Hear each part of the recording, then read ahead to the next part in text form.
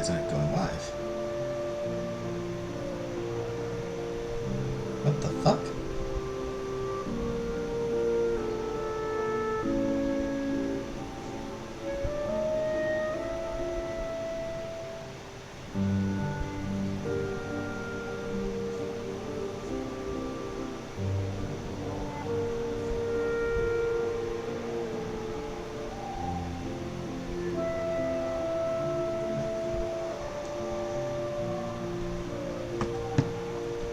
There it is. Hey, Gullface.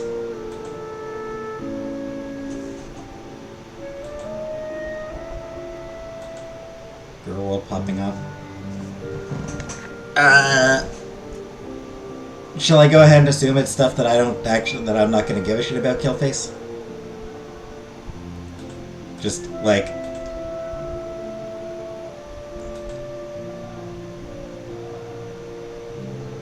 Wild guess. I assume that it's something that I would not give a shit about.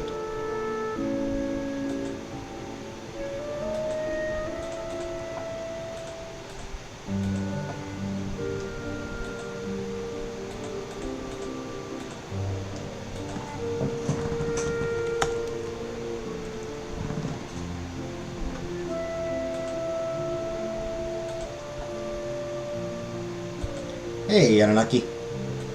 King Cobra and Nal are fighting.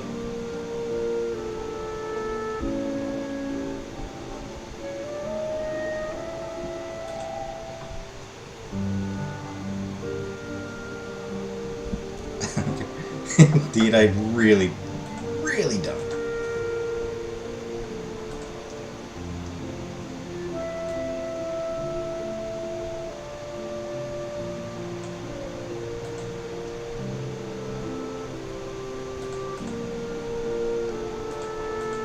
No offense or anything, but yeah. Hey, Vanna.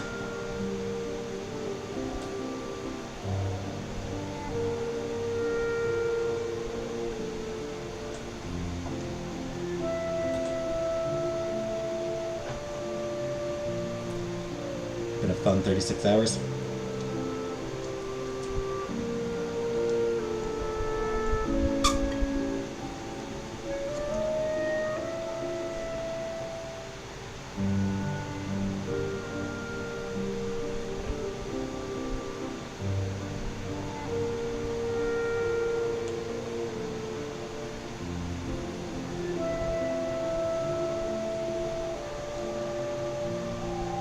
It has been a standard 36 hours for me.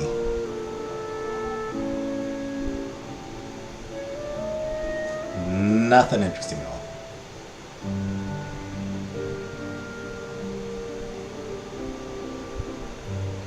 At least I don't remember anything. I don't remember seeing anything interesting.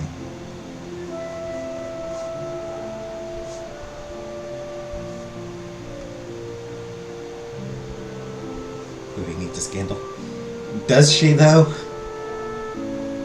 I think she's had... I suspect she's probably had enough of,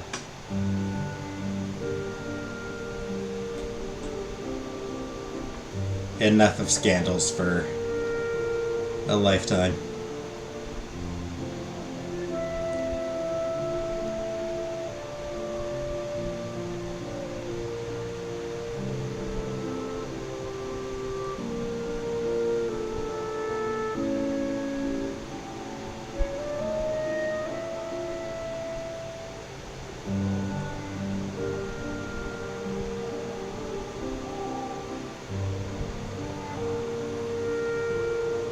I'm trying to think, did I see? Nah, I don't think I saw anything particularly interesting on like Twitter or anything like that. Hey, Habibi. I watched more Star Trek Voyager last night. Been making good progress on that show.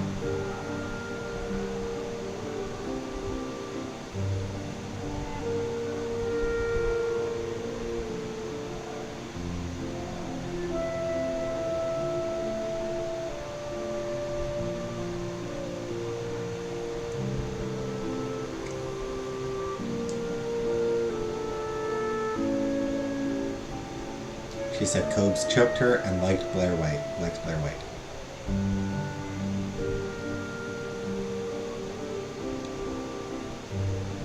Well, the choking sounds shitty. Sure sounds like Cobes is an asshole then.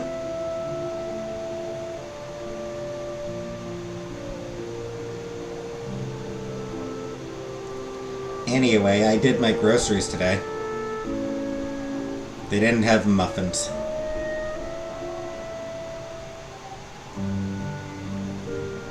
I was very upset. They didn't have the blueberry muffins that I like. So I'm very upset about that. I ended up picking up so I picked up a box of Frosted Flakes to have for my breakfast for this week. My breakfasts.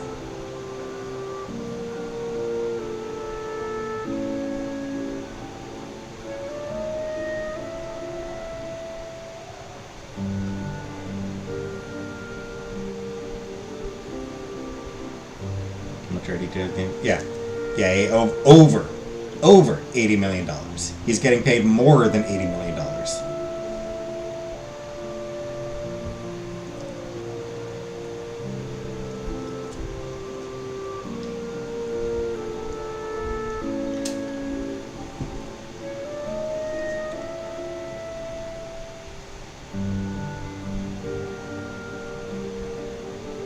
Because they've clearly decided that bringing him back is the only way to get more people watching their movies again.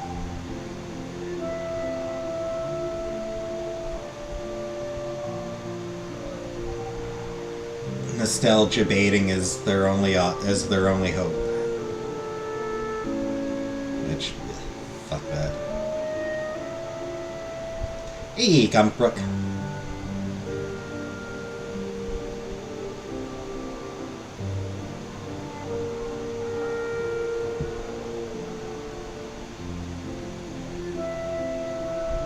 Hey, Jordan.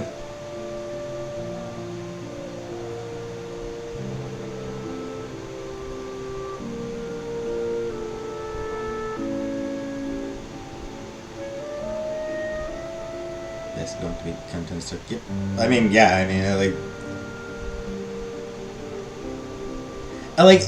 you don't pay somebody $80 million to not show their face. You know?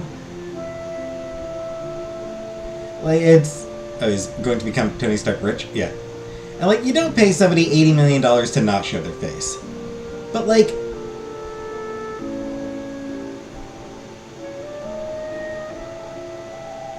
you do not show Doctor Doom's face. That is just, no. One of the most important parts of Doctor Doom as a character is you don't see his fucking face! Plenty donated a couple hundred and not showed either.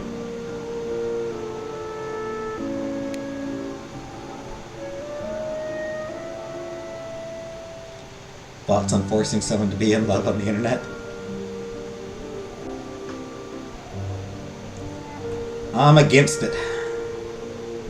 I'm against it.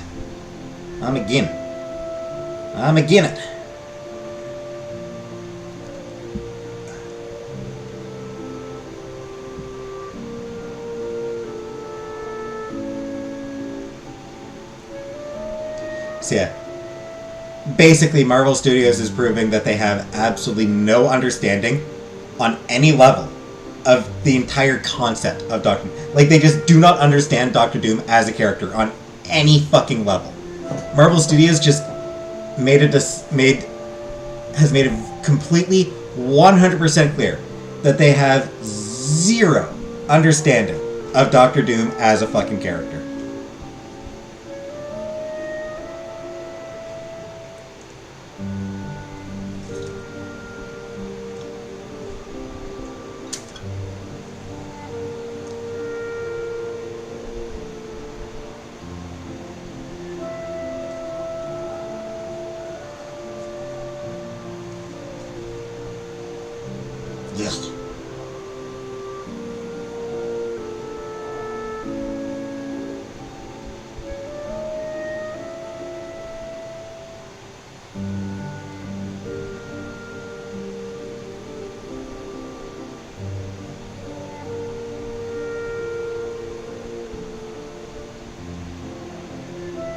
Anyway.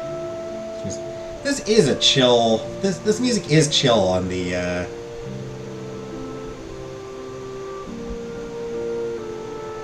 main screen, the opening screen.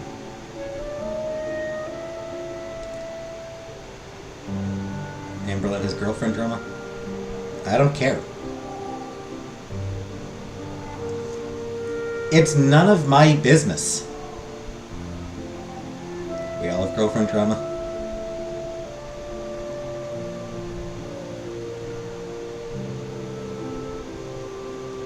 Yeah, whatever drama she's got going on in her life. Am I right, men? Yeah. This guy gets it.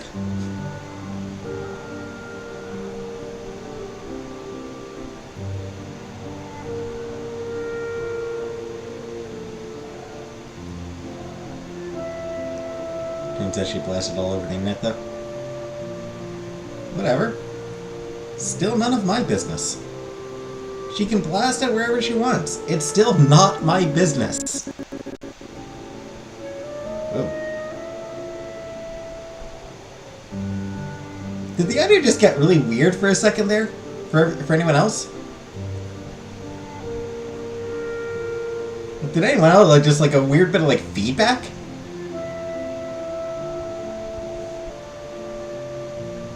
For just a second there? Because, like, seemed like for just a second I got some feedback. She likes Legos? Well, that's cool. Liking Legos is cool.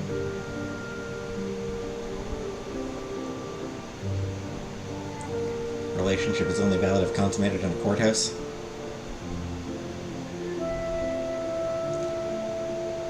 Yep.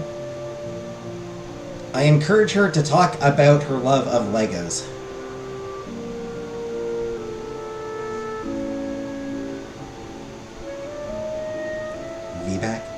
Feedback.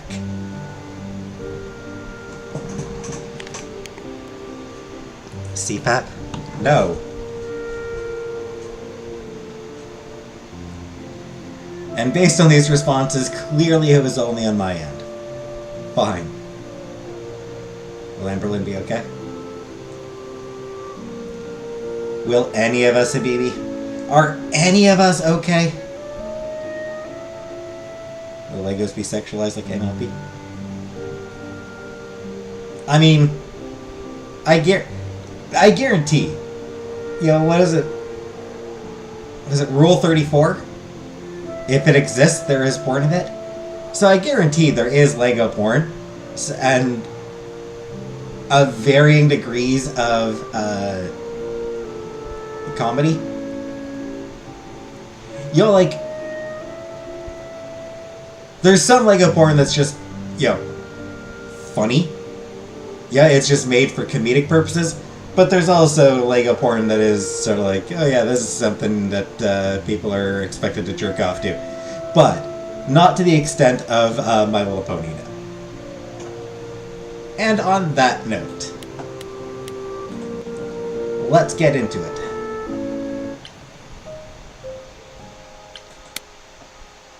So let's get caught up on the journal first.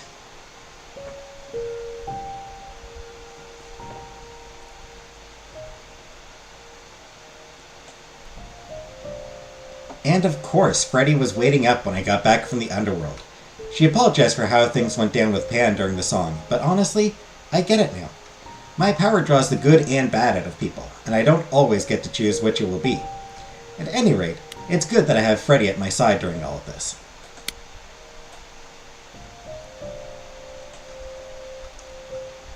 Apparently, wasn't the creator a sicko?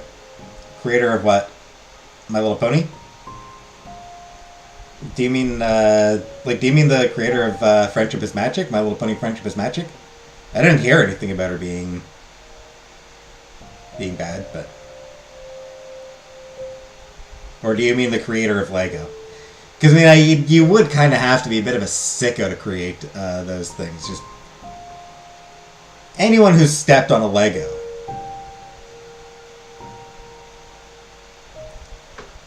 Apparently, after years of arguing with the idols and making everyone angry, Calliope finally left Olympus, and that's when she became friends with Persephone, who gave her the apartment. However, Persephone says they haven't spoken in 2 years, so she doesn't know what Calliope's been doing lately either.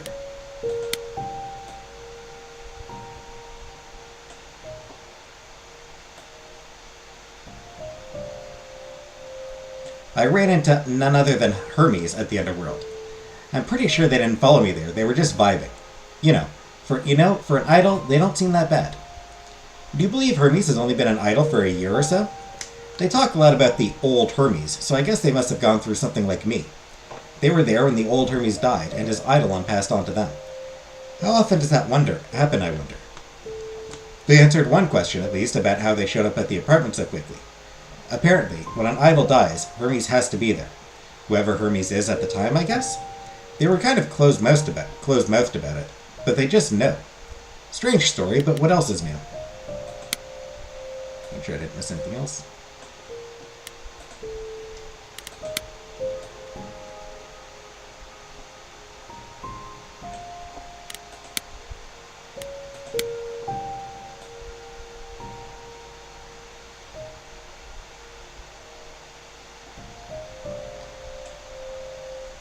Wow, seeing Apollo and Persephone biting each other's head off was really eye-opening. Do all the idols hold grudges against each other like this? If so, it's no wonder one of them got murdered. Apollo brought me to see Persephone, but who do you think almost tanked the entire thing? That's right, he did. He got all big and angry, like he was about to start hurling thunderbolts, and stormed out of the underworld like an angry child. I still can't believe it.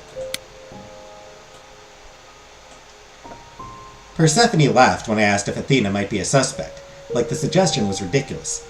Athena's entire existence is based on protecting the idols, and apparently she'd never break her own rules? She sounds so fun. That's funny.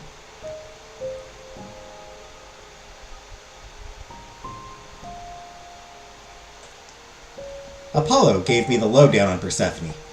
Apparently, the whole story about how she was kidnapped by Hades, Lord of the Underworld, is more or less true. He made Persephone his bride against her will, and the other idols did squat to stop it. What the stories don't mention is how she later killed Hades and took his throne, only to have that throne taken away by the other idols as punishment for the murder. Persephone's pretty pissed about it still, and honestly, who wouldn't be? Things got ugly between Apollo and Persephone pretty quickly, until Apollo stormed out, and I let him go. I mean, sure, 2 minutes before Persephone wanted my head on a platter, but now she was willing to help. Isn't that what he brought me here for? So she's my new ally now, I suppose. She says that if an idol is really behind Calliope's death and was able to cover up their involvement, finding them might be difficult, which, great.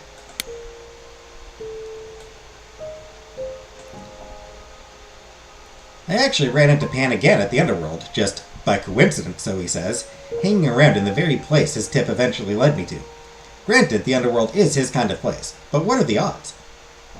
Neither Apollo nor Persephone seems to consider Pan much of a suspect. He's not a murderer, according to them, even though his sudden involvement is really suspicious.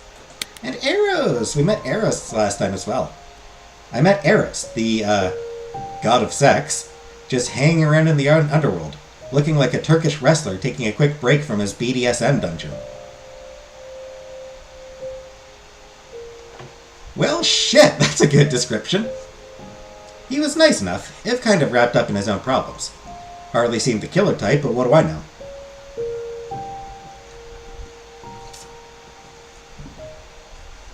Eros agreed to help me find Persephone. She either didn't know I was at the club or was avoiding me. That place is huge. After I convinced him I could make sure Persephone didn't blame him for it.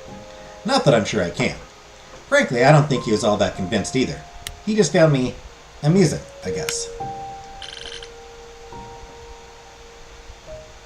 Alright, so we can talk to Persephone, talk to Apollo, or talk to Pan.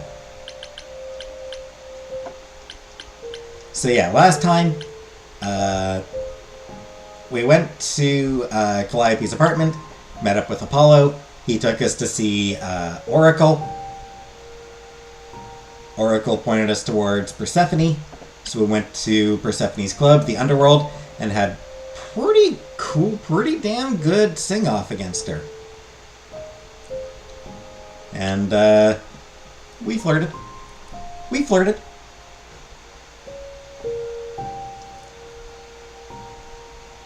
So, anyone have any preferences?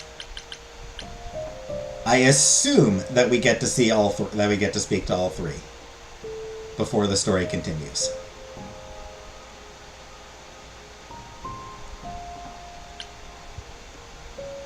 I'm inclined to start with Persephone.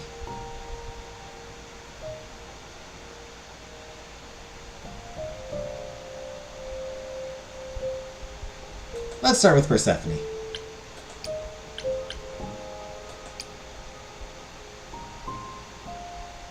Oh, back already, are you? It's just as well. I've asked around, called in some favors, just enough to get an idea of what all the idols are currently up to. Much as I'm loath to admit it, I'm back to thinking Pan may be our prime suspect after all. Oh?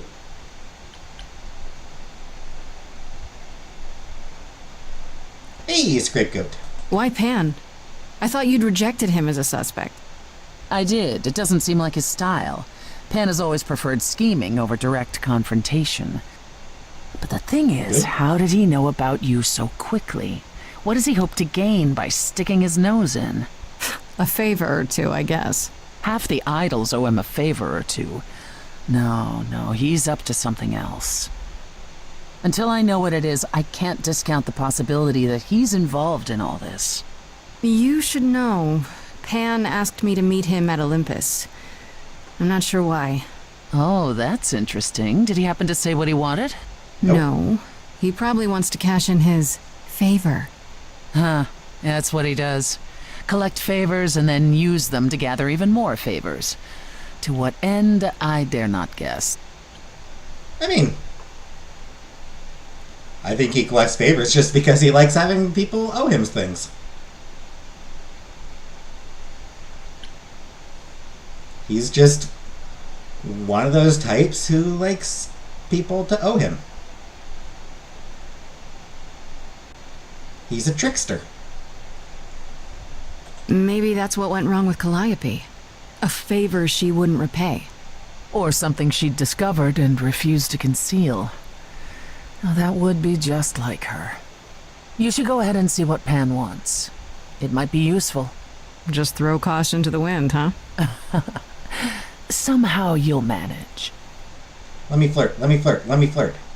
I want to send you to a party, Grace. One Aphrodite is holding. Yay! She and Eros know Pan perhaps better than anyone. If you go, it'll give you a chance to find out what he's really up to.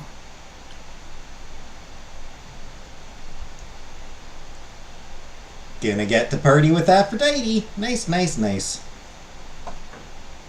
You know Aphrodite better than I do. Can't you talk to her? She and I don't get along. Like how you and Apollo don't get along? Even more intensely than that. I once said some things about her husband. They were true, but unwelcome. I like that. Suffice it to say, if I showed up at Aphrodite's party, revealing Pan's secrets would be the last thing on her mind. I like that. I talked shit about her husband, and while I was right,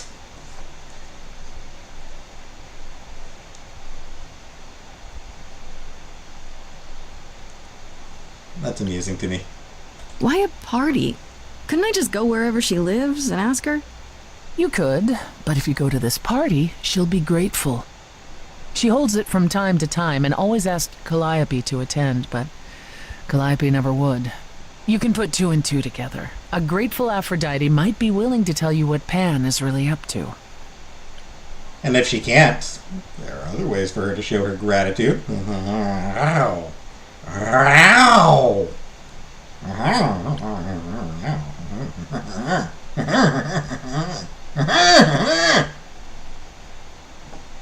Okay, I'm getting weird.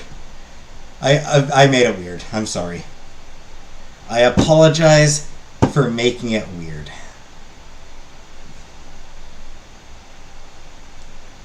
It started off lightly creepy, and then I just... Yeah, I'm sorry. I still have that invitation from Pan. Maybe it'd be easier if I just went to see him. You should do both. Just don't believe a single word coming out of his mouth. I might catch him in Fair. a lie, which is just as telling. If so, you'd be the first. One wild party with a goddess of love coming up. It's less of a wild party and more of a somber affair. You mean like a cocktail party? Let me put it this way. Apollo will likely be there. Gotcha. Expectations of fun downgraded considerably. I'll let you know what I find. Clipped, saved, downloaded.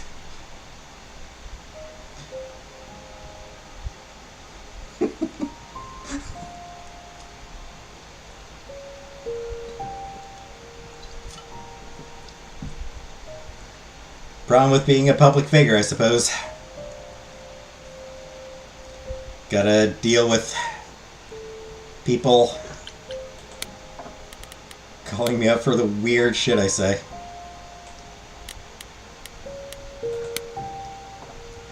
I guess Aphrodite... You know, I would expect less of a wild...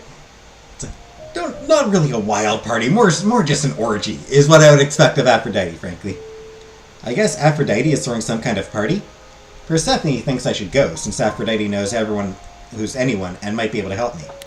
She's being kind of vague about what the party's about, though. Should I be worried? Probably.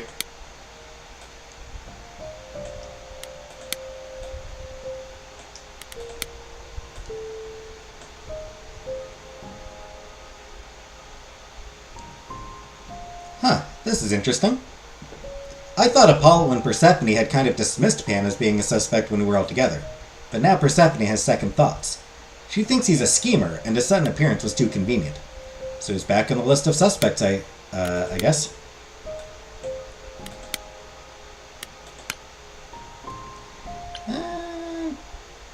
Let's talk to Apollo before we go to the party.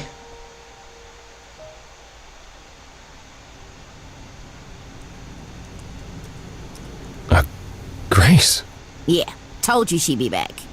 what are you doing here? When you stayed with Persephone, I thought that... Well, I didn't expect to see you again. Aww.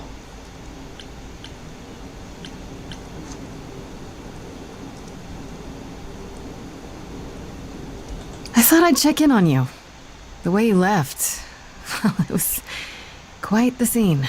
Ah, yes, that. I want to apologize for my outburst. Being around my family brings out the worst in me, I'm afraid. It's why I avoid them whenever possible, and why I should have resisted getting dragged into all this.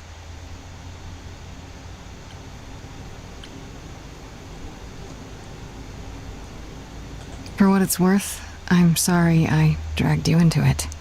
It was my choice. I did what I could, though I may indeed have made things worse. You Yeah, not haven't. Even if you had, isn't now the time to fix it?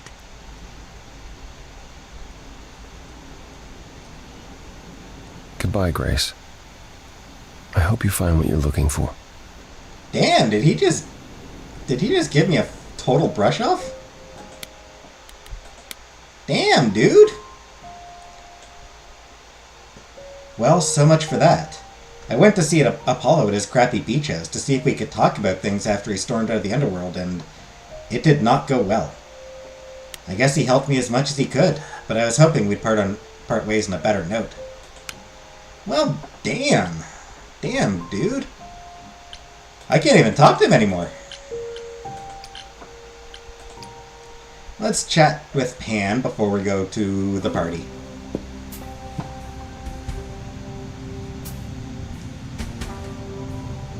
I'd say hello, Grace, but I'm afraid that look on your face might be catching. What is this place? It's a garden, darling. Surely even mortals have them. This building. All those people I pass getting up here. Are they all idols? This is a nice garden. Oh, at least some of them. Welcome to Olympus, dear Grace. Our home hidden away in plain sight. Marvelous, isn't it? It is. It's very pretty. I've passed this part of the city 100 times. I've never seen this building. Was it always here? Or... Our Lady Hecate provides glamours that allow certain things to go unseen. such as my glorious horns. Olympus is the same. Those invited see it. Those who aren't see exactly what they expect. It's not anywhere as grand as in the old country, but it serves its purpose. Very clever. I don't know, Pan. Olympus seems pretty grand to me. As if mortals would know any better. This isn't the first Damn, time dude. you've been here. I'm sure Hermes took you to Athena's dreary office. That's here? Huh. Good one, that Hermes. Almost as dull-witted as the original, but biddable. Ooh, Hermes dull-witted? Hermes was a trickster god, dude.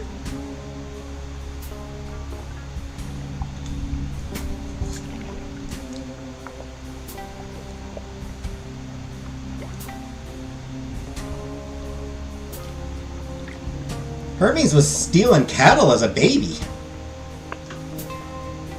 How many idols are there? I've met, what, less than 12? Oh, I don't know, 20, 30. Our numbers have dwindled so much I've stopped keeping track. I didn't know there were that many gods. We're not all equally legendary, it's true. Some idols were barely worshipped, others not at all. Indeed, not all of us are idols. Some are merely immortal. Hangers-on, if you will. You'll meet them all, given time. Given time, which may or may not have. Idols live here? I mean, Calliope didn't, obviously. Apollo doesn't either. One must have special dispensation from Our Lady of Wisdom, Athena, before they can take up a private dung heap like Apollo's. Am I gonna have to give him my apartment? That's rather putting the cart before the horse, darling. First, you must outlive the week. Right. Good point. You asked me That to is meet you true. I here? did. Though I feared you might decline, considering your rather callous rejection earlier. Regardless, my pride is intact, as is the favor you owe me, which I now wish to collect. Of course you do.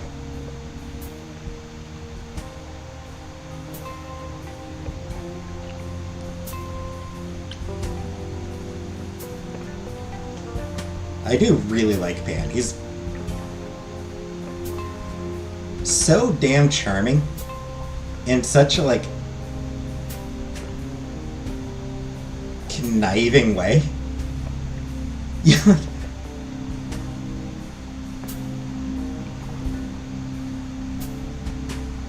He kind of seems like somebody that, like,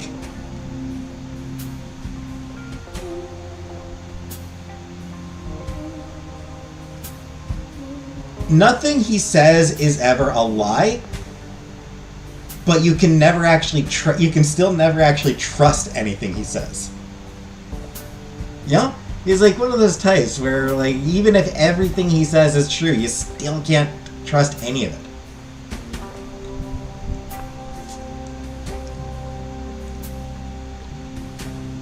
He's very sly. Oh, sure. I'm totally in a position to help others right now.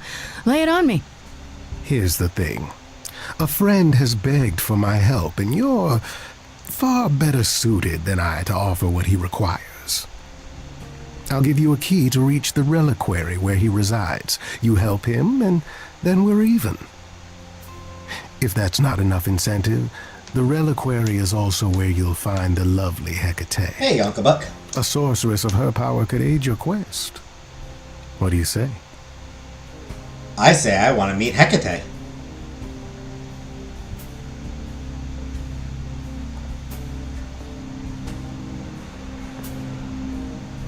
Moon goddess. Woo. And goddess of witchcraft. Goddess of magic and witchcraft.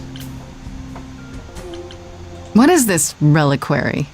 Doesn't that have something to do with the bones of saints or something? Not those relics. Our relics. The relics of ancient gods. Magical treasures collected over thousands of years. Books, mainly.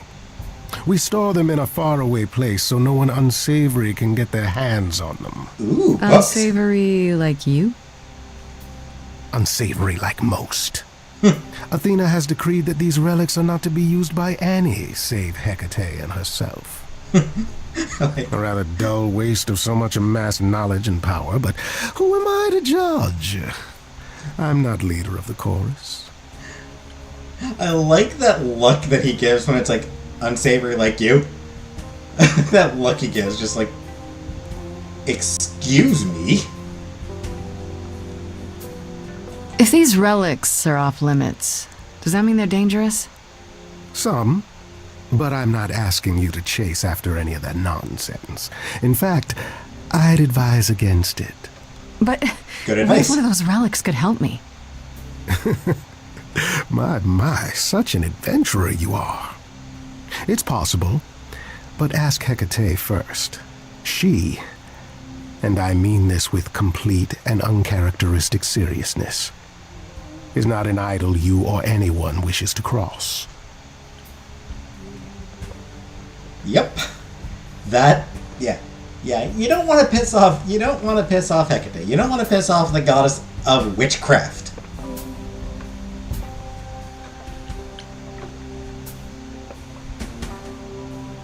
Very, very few gods would have been willing to challenge her. This person I'm to help, what does he want? And why can't you do it? Well, Grace, there are some things you're better equipped to handle than I.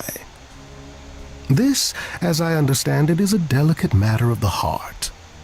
One that requires a muse's hand. Okay, yeah, don't A trust matter him. of the heart.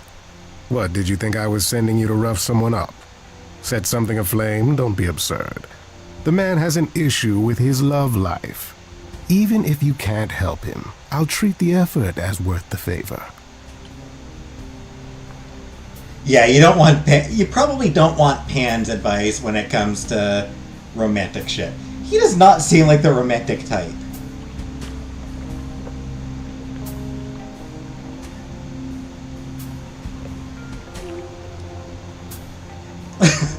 I feel like if you went to Pan for help with some sort of romantic matter, it probably would end with setting something on fire. I just feel like it would just end up escalating, and all of a sudden you're committing arson and you're not sure how it got there, and like no one is sure how it got there. Pan's like, how the hell did we get here? What did I tell you that we're now doing this? So that's it? Fix up someone's love life? Nothing trickier than that?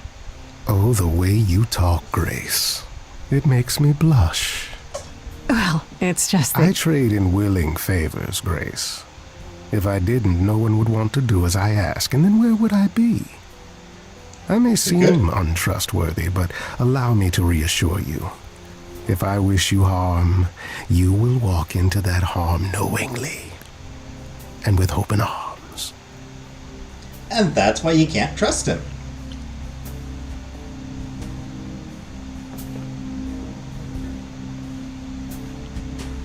And yeah, flirt. You're saying you can talk me into anything? Anything you would enter into willingly and with eyes wide open, which covers a great deal. Yes. That's surprisingly ethical of you, Pan. I find consent wildly attractive, Grace. Ow!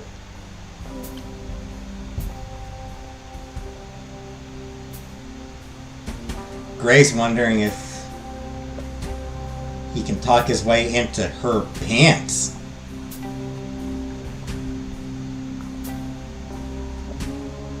This Hecate, do you think she could help me? If she's of a mind. She is the goddess of dark magic, the creator of all our marvelous glamours. If anyone can help you, it is she. And if she's not of a mind? Then she won't help you. Grace, that part is up to you. I can't be expected to do everything, can I? Fair. That is fair. Well, think about unfortunately. it. But no promises. Marvelous. The gentleman you seek is named Asterion. Lovely fellow, quite harmless. I'll send a package to your domicile that contains directions and the key you'll need to reach the reliquary. I said no promises. Well, if you decide to go, Grace, you'll still need all those things. Say hello to darling Hecate on my behalf, will you? Grace smirking, she's like, yeah, you know I'm gonna be doing it.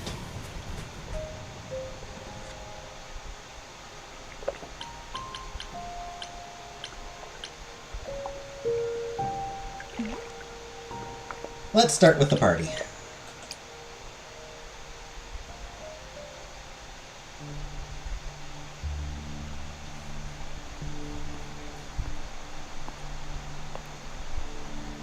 Fancy party? Check. Bunch of strangers? Check. Grace totally not dressed for the occasion? Check. Now, if only I knew what I was supposed to be doing here. Grace? You're here. Yeah, I'm invited, aren't I? I'm just surprised you even knew it was happening. Persephone said I should come to this. Whatever this is. Persephone didn't tell you? Why am I not surprised? Because she's that type of person. What? Why are you not? Because Persephone is the type of person not to tell you people things. Persephone said Aphrodite could help me and that she'd be grateful I came. That's it. Persephone's not wrong, but that's not the entire story. Obviously. You don't have any of Calliope's memories, right? No deja vu recollections that aren't your own? No. Should I have? Not right away. For a while, you won't remember anything.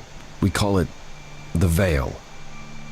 In time, the veil will start to lift, slowly at first, but eventually you'll remember almost everything Calliope did.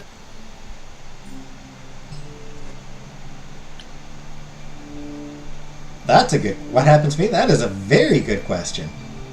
Does Grace just stop being Grace and become Calliope? That's gotta be a lot of memories. She was, what, 1,000 years old? More than that. Much more. Then what happens to me in my piddly 20-something years? It can't be good. Eventually, it's like a flood. It becomes difficult to separate what's you and what's them, and all who came before them.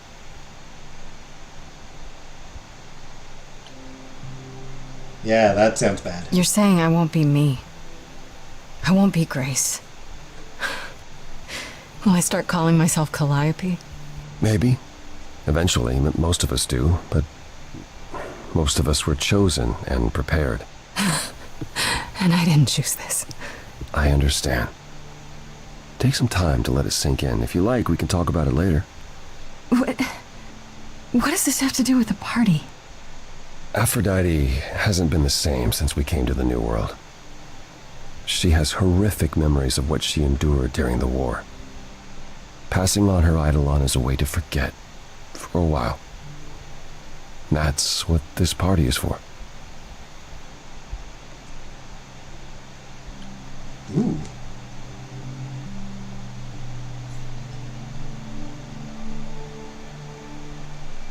Not sure which war he might mean, but there's plenty of them. When you say she's gonna pass on her eidolon, you mean... She's going to die, yes, and pass her soul on to a chosen successor. in front of everyone? We're here to help, Grace. To make it easier for Aphrodite to do what she feels she must. We're here to say goodbye. At least for a while. Damn. This isn't the first time Aphrodite's done this. She's held this kind of gathering before, right? This is her fourth, I think, perhaps fifth. So every time the veil, whatever you call it, when it starts to lift... Aphrodite's memories return, and eventually it is too much. We gather to pay our respects and to honor the past. Well, she still remembers it. Well, that's heavy. Wait. Persephone said Calliope always refused to come to these parties. She refused on principle, Everything Calliope did was on principle.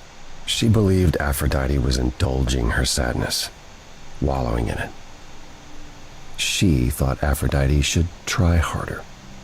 It was Maybe point right, of contention between them. Aphrodite will be grateful you're here. Trust me. Do you support what Aphrodite is doing here? It's not my choice to make, Grace. Yeah, but you must have an opinion. Eventually you will remember what we experienced during the war, and eventually you will remember that what Aphrodite experienced was far worse. If this is the mercy she requires, I will not tell her she should not take it.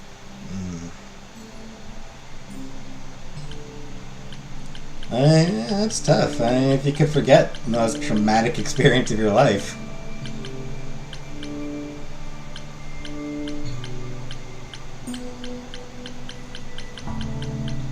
I don't know, Apollo. I don't like the whole idea. You want her help, don't you? Yes, but... At least speak with Aphrodite before you make a final decision. She's not here just yet. Until she arrives, I suggest mingling. Mingling. Yeah, mingling. Talk to Eros. Or we can talk more if you like. Just try to relax, Grace. Sure, yeah. Relax. That's what this party is for, right? An awkward laugh. What a weird, awkward laugh that was.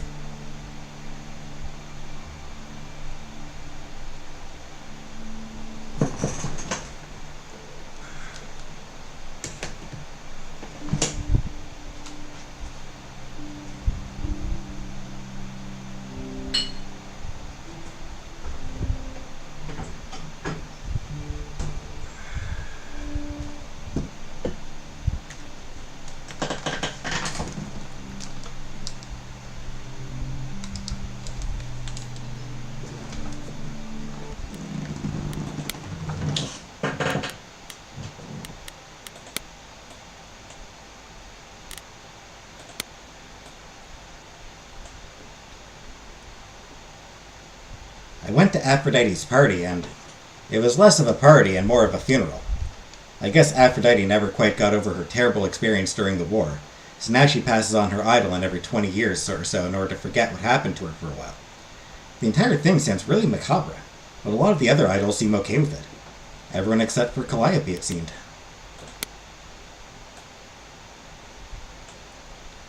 And guess who I bumped into at Aphrodite's little death party? Small world, these idols. Hey, J-Dot. Turns out it was good Apollo was there. Turns out it was good Apollo was there. I kind of can't believe Persephone sent me in with that heads up. I can absolutely believe it.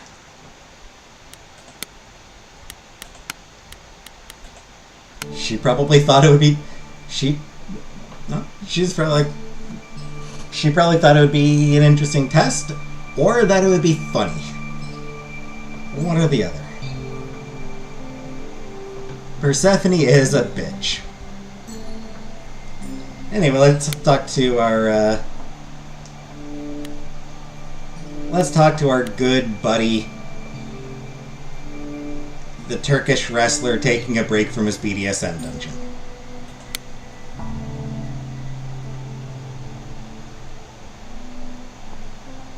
Grace! Hey, Eros. Nice to... Oh, he's a hugger. Okay. Aphrodite will be so happy you're here. It means so much you have no idea.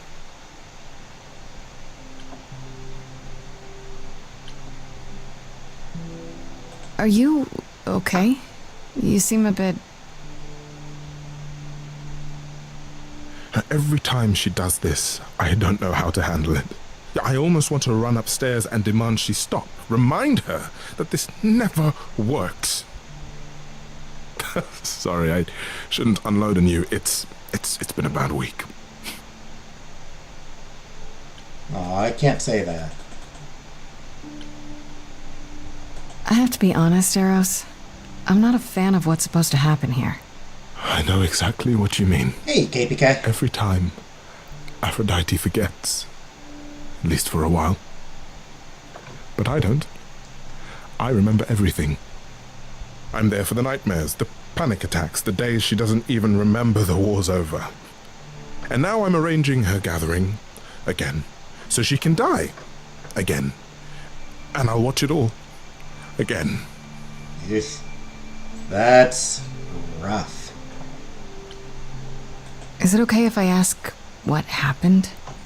I don't mean to pry, but I'm new. I really don't know. I know, but it happened to Aphrodite, not me. It's not my story to tell. That's fair.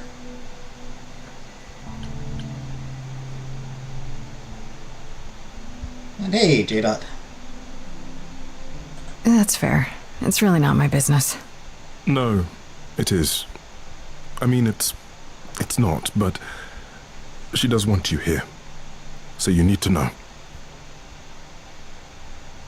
What happened is that Brother Ares happened. He missed out on the first world-spanning war, you see, so he was damned if he'd miss out on the next one. He found some jackbooted mortals, so full of themselves and their supremacy, and he told them about the idols. Ooh. Then they came for us. Took us completely by surprise. Some they killed, but Aphrodite, her they captured. Oh. Yep. Yeah. Oh.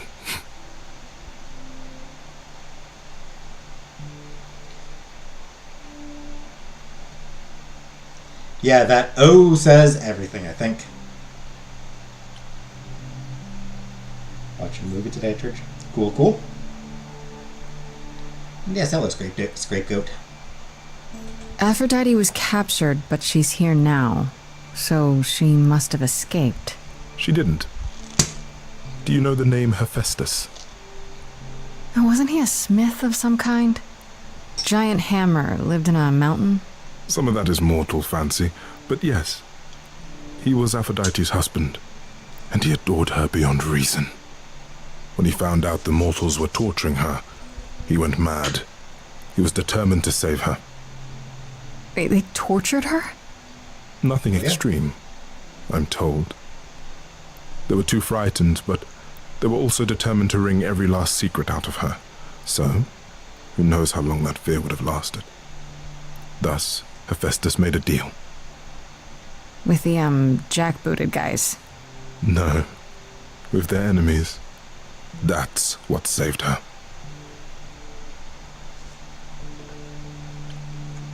Are they saying Hephaestus made the nuclear bomb? Then this deal is how Aphrodite survived. It's how we all survived. It's what brought us to the new world. Hephaestus saved us all. We never saw him again. That was the deal. He would leave, make their precious weapons, and never look back. Aphrodite never even got to say goodbye. It's funny, because Aphrodite didn't even like Hephaestus when they were married. She seemed to resent every minute they were together. But now he's all she can think about. Aww. Aw, I like that. Yes, day. I actually like that. I do like the way they like, I do like their use of Greek mythology. Because, yeah, Greek mythology, Aphrodite did hate Hephaestus. She was the goddess of love and beauty, and she was forced to marry this ugly dude? This ugly, crippled dude? Yeah, I mean, she hated it. That's why she had that affair with Ares.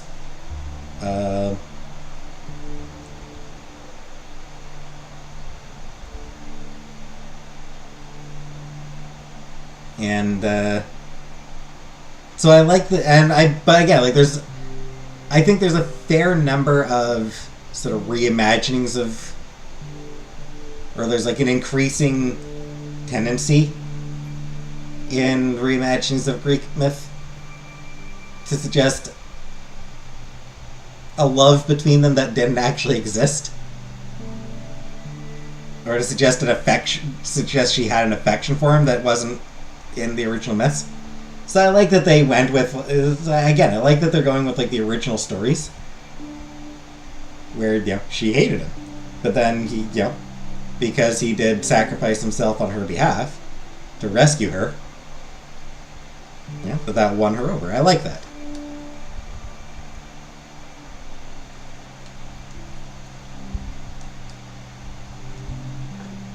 Is there no other way? Does Aphrodite really need to...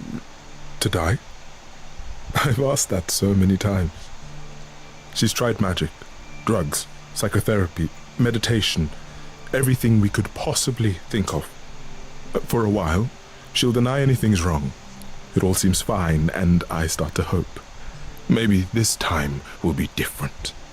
Then the nightmares begin, and the memories return. More with each passing day until... I hate it, but I see her agony. I can't deny her this. Yeah, that is rough. Maybe I just don't understand, but... Isn't this... like suicide? Some of the idols have committed suicide. They let themselves die without passing on their eidolon. What happens? What you'd expect. They're gone. Forever. Mother says she can't do that. She won't. Not until she sees Hephaestus again, I suspect. Not that what's happening here is anything casual. She still has to die for a while.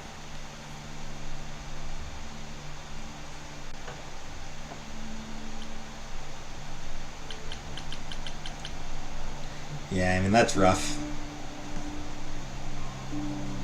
You sound like you don't approve of what Aphrodite's doing. What I want is for her to not hurt anymore. What I want is for this to end. She'll ask you to use your power as part of the celebration. Could you use it to inspire her? Can try. I can't force anyone to do anything they don't want to, Eros. That's not what I'm asking. I believe that deep down, she doesn't want to do this any longer. She must see it isn't working. She just needs the strength to try. Or I hope that's all she needs.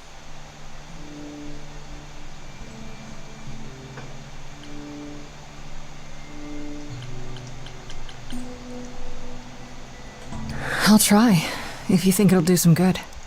Can't do any harm. I don't know if it will. I just find it hard to believe it could get any worse. Famous last words. Fair. Tell me about it. Do whatever you think is right, Grace. And thank you.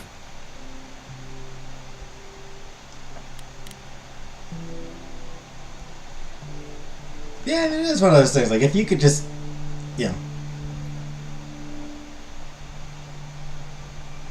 I mean, it is a form of it's a temporary suicide.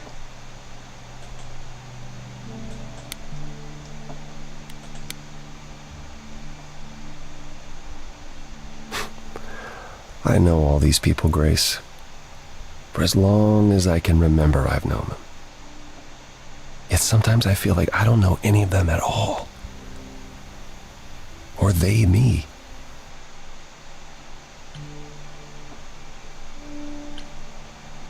You don't enjoy these family gatherings, do you?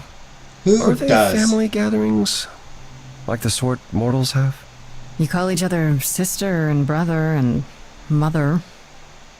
Well, yes, but... And you've been together like 100 times longer than I lived with my family. All you're missing is a drunk uncle everyone has to apologize for. That would be Pan. But yes, I feel very much out of place. That's funny.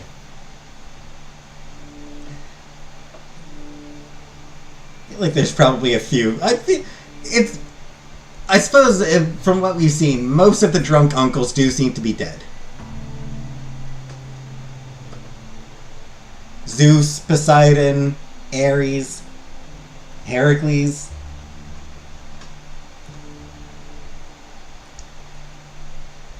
the drunk uncles do seem to be gone.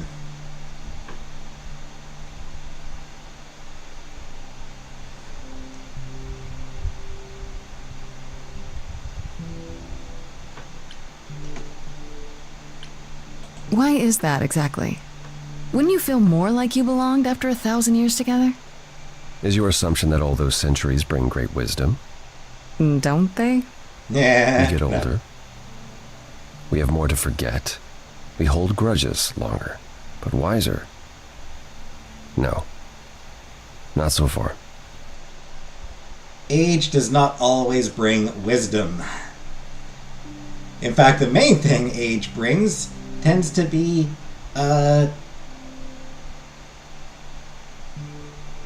settling into old thought patterns. I spoke to Eros. He's pretty broken up over all this. Oh, poor Eros. Each new successor, his hopes rise up once more. And then he watches the new Aphrodite crumble. Piece by piece.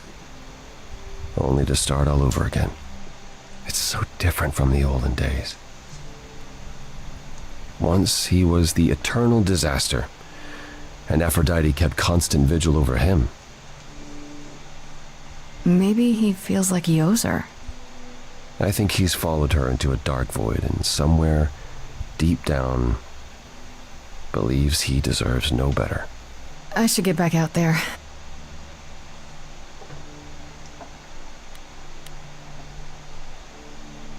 Alright, curious if there's anything more to say over here. Back again. I should get back out there. That's what I figured. Alright.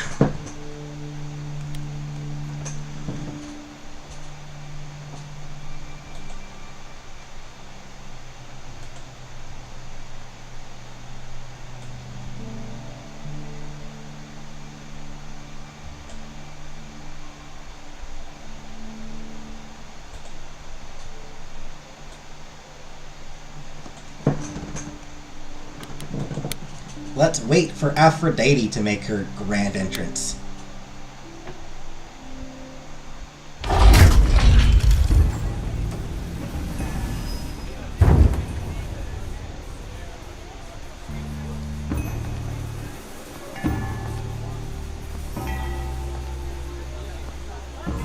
Mommy? Sorry. Mommy? Sorry. My family. Having you all here, gathered once again to see me off, it moves me. More than I can say. My loves, my darlings, my dearest friends. And you. Oh, my dear sweet thing. I dare not hope that you, with all your troubles, might sing me to my sleep. Yet here you are. Yet here she is. Huh. So, Aphrodite is voiced by Merle Dandridge. She played Marlene in The Last of Us.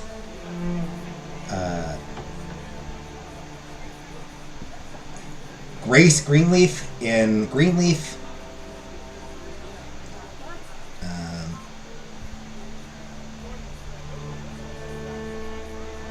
Evelyn in Uncharted.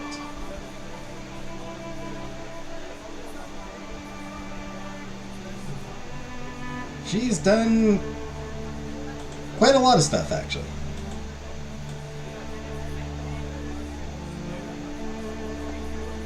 She has had a solid career.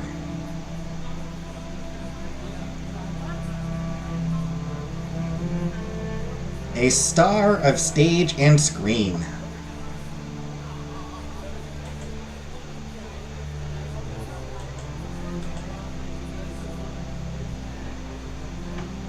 Alex.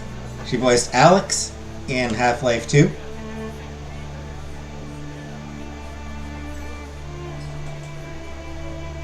So that's a pretty big one.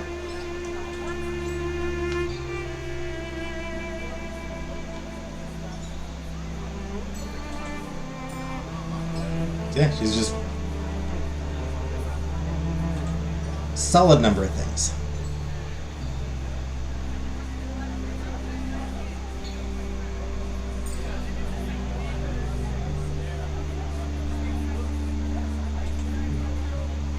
Her name is familiar? Yeah, so yeah, Merle Dandridge. Like I said, she's been in a lot of stuff. She's appeared in quite a few shows and movies and voice acting.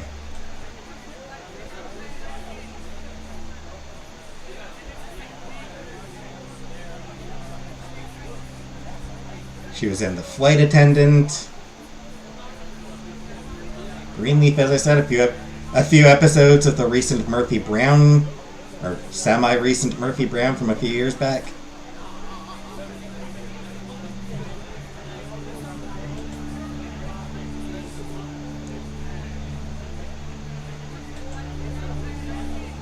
And then, yeah, like I said, Last of Us was a big one. And Alex Vance in Half-Life 2.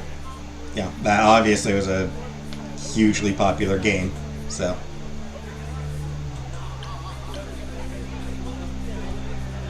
It's lovely to meet you, Aphrodite. Properly, this time. Ah, yes. Poor Calliope. Such a loss to us all. I shall miss her dearly. To have come so far, only... No, it doesn't bear thinking about. It's too much. Is this Grace, my lady? The new muse? Oh, what manners I have. Grace, Grace, meet the lovely mortal woman who shall tonight become the new me. Hi, my name's Venus, and yes, it really is Venus. Nice to meet you, Grace. that's cute. That's funny. I do like that, yeah, her name is actually...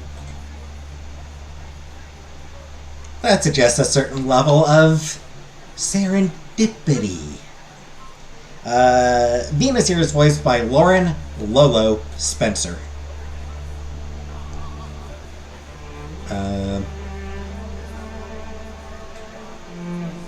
She was in Give Me Liberty.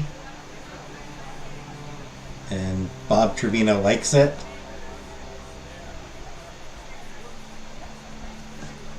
Few episodes of Firebuds. Few episodes of The Sex Lives of College Girls.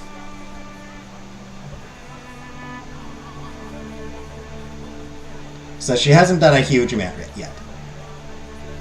She's still pretty early in her career.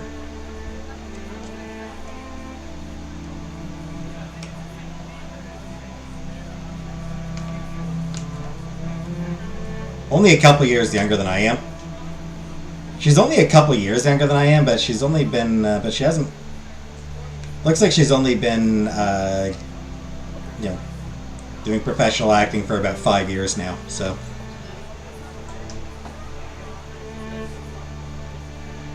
She is cute.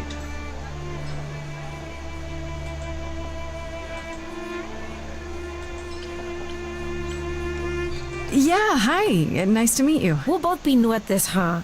Maybe we could get together and compare notes if you, Don't die? Survived my trial.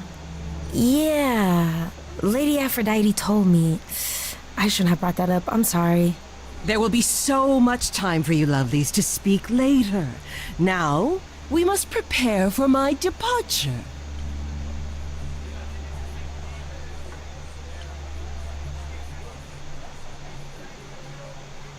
Are you sure we can't talk first? I really need your help, Aphrodite. I know you do, my dear. I wish I could be there for you, but I'm afraid my time is up. But since you've shown such kindness in coming, I will ask Eros to make himself available to you afterwards. There's nothing I know that he does not. He is my son, my truest friend, my longest love. Won't he be... a little distracted? Eros has been through this before, Grace. He knows what must be done.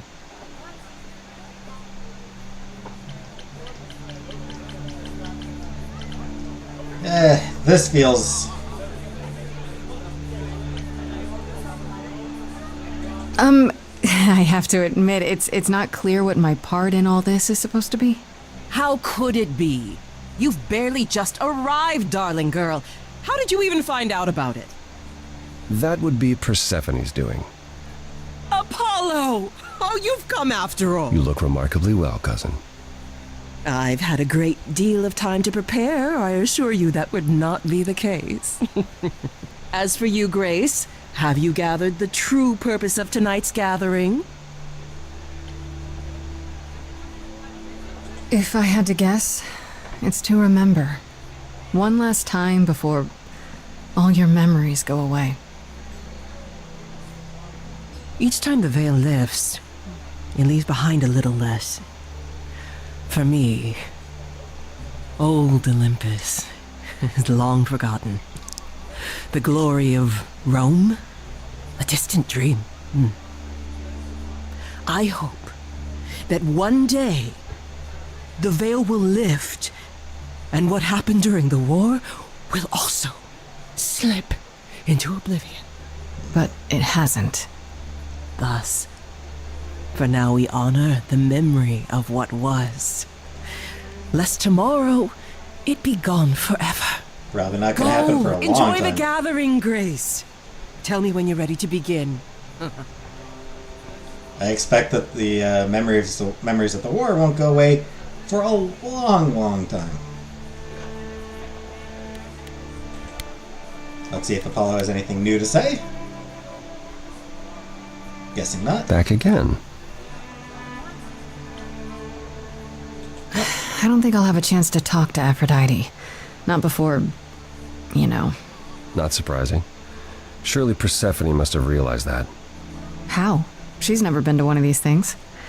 Anyway, I'm not sure what I'd do now. You have two choices, Grace.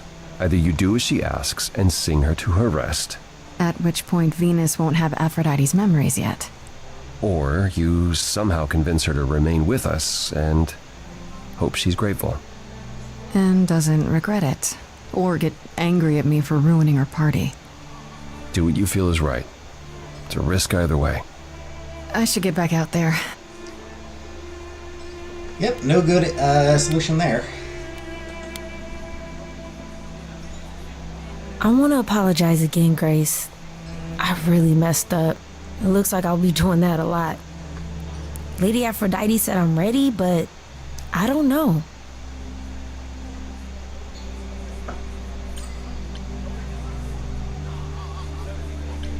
Being a god isn't something you can really be ready for. I mean, you are not gods, though. Are you? Not really. You don't think so? To me, you all just seem like people. Special people, sure, but flawed and lost, like the rest of us. I mean, that was the Greek gods. If I can ask, what does it feel like after it happens? Do you feel different?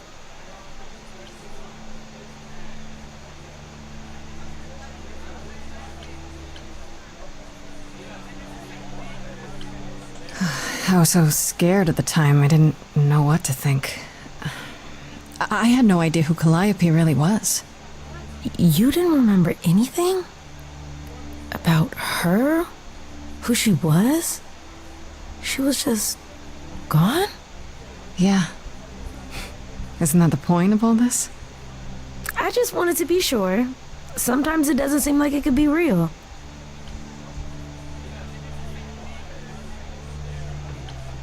How do you know Aphrodite exactly? So I was working at this homeless shelter, right?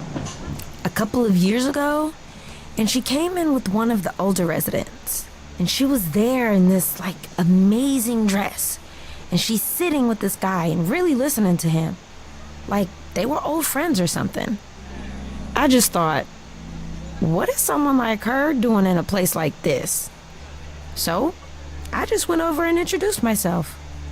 That's it? Old? Just like that. Yeah. She came back to the shelter a few times, but by then, I guess she'd taken an interest in me instead.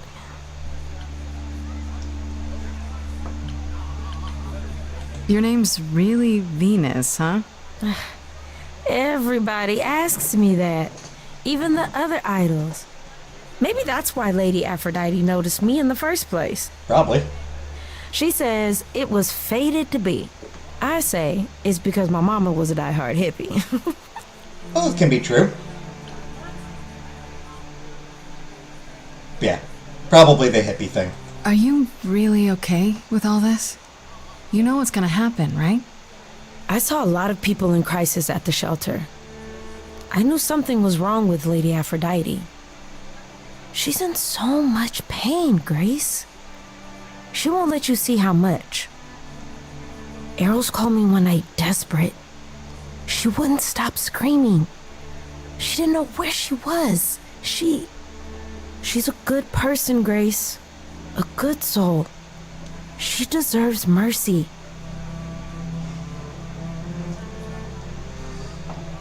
Yeah. I mean,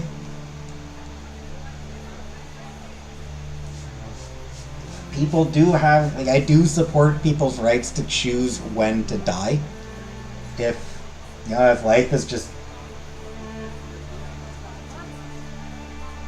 more than they are capable of taking, more than they are capable of withstanding anymore. But don't you feel this is wrong? I mean, you're ending your life. It's like some kind of murder-suicide pact. I don't think of it like that. Lady Aphrodite is not committing suicide, and I'm not being murdered. Aren't you? Your life is ending. It's being taken over, swallowed up by Aphrodite's grief. I'm becoming part of something bigger. Something amazing. Or maybe you're right. It'll be terrible. And I'll end up in so much pain I'll regret it. So why go through with it? Fair. Because Lady Aphrodite needs me. Maybe, just maybe, if I'm added into the mix of all the people she's been, maybe things will be different. Man, I don't even know which angle to go with here. Do we try to convince Aphrodite to survive, or... I mean, Venus seems...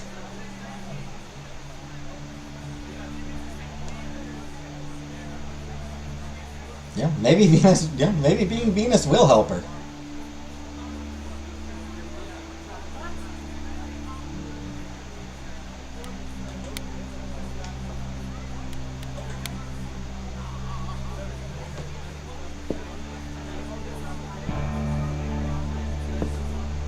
I have tried so hard, fought for so long, but in the end, I must bid you all farewell once again. But before I go, I would like us all to remember the sacrifices that brought us here, to this strange new world.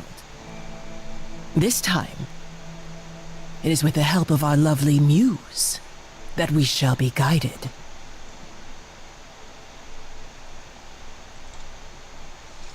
We let them rise. We let it happen. We waited far too long. We thought we shouldn't intervene. We were wrong. We were wrong. Since the beginning we were hidden. We held court from up above. 'Twas the golden age of reason, and I the queen of love. But a plague of hate was spreading, and there were vultures standing by. Before we fell to our knees begging, we fell from the sky. We let them rise, we let it happen. We waited far too long. We thought we shouldn't intervene. We were wrong. We were wrong. We sought shelter from the shadows, but were soon ripped from the dark. Those mortal souls that ended us were jealous from the start. That sounds good. They hunted me for power to fuel their psychopathic cause. And once they fell before me and worshipped all I was, they chased me down and threw me in a cage, held me prisoner for so long. I thought I'd win their hearts again. I was wrong. I was wrong. I see you have the power. It's a poisonous reward. My virtues only scorn me when I was once adored, loved by every mortal, then ripped from paradise. No one suffered greater till he made his sacrifice. The man that I ignored saved me when I fell. Yes, the husband I abhorred rescued me from hell. I thought it was a joke when it was said to me, he struck a deal with our enemy's enemy, made a secret weapon so my captors let me go. He gave up his freedom, leaving just a memory, and this love I'll never know is what he gave to me.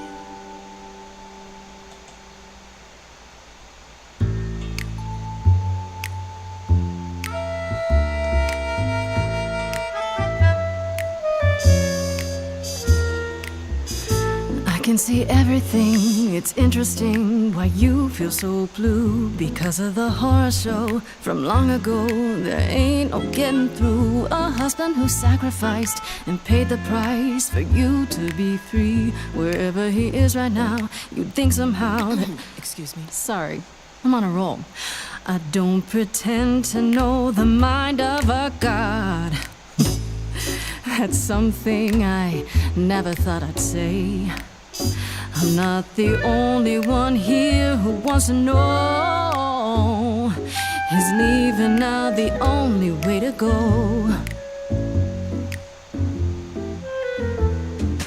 I'm confused. Who are you? Thank you for sharing, little one. You're 80 years overdue. Now take your seat, you've had your fun. I think you'll find I'm a god, making note of the staggering lack of help. And so no matter what you think you know, this ceremony is the only way to go.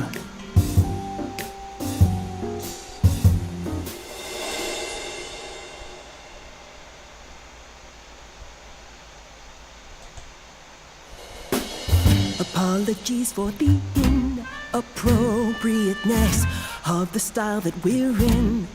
Nevertheless, let's push on and introduce to you all everybody's hero, Venus. She's my protector, and soon you will see. In just a moment, I won't be me anymore. No memory of war, in love like before, and you'll be adored. You cannot ignore, it's the only way to go. You're letting them beat you again and again. Only way to go. Now look at your family, surrounded by friends. It's the only. I guess whatever you choose, it's so not the end. I All of my agony, the brutality, obviously left me kinda dazed. You know my memory I could possibly is killing me.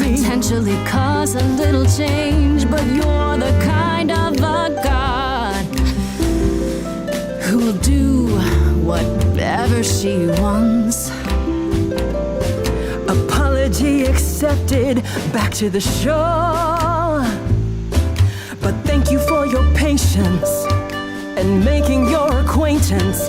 A graceful exit seems the only way to go. I imagine there's a way to talk her out of it, but...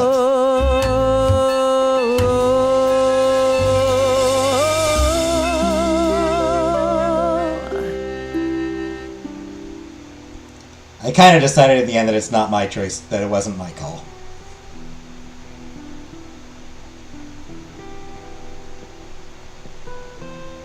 Are you... I'm fine. I'm still myself. I thought there'd be something more, that I feel her presence, but she's just...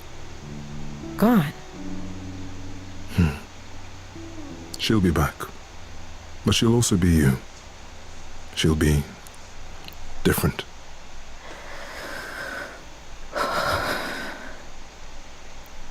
I'll try to be ready. I promise.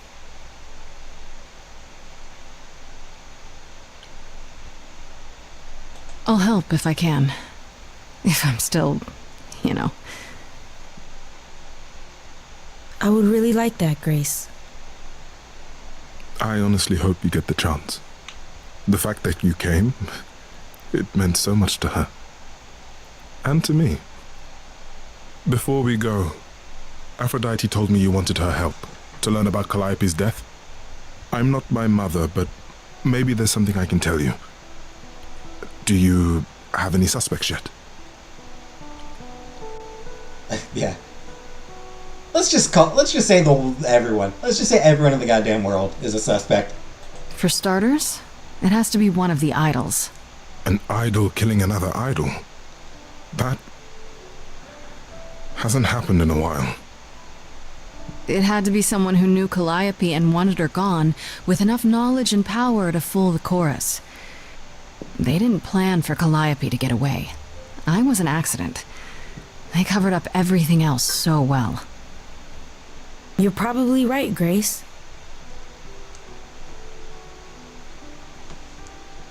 You're thinking of Medusa, aren't you?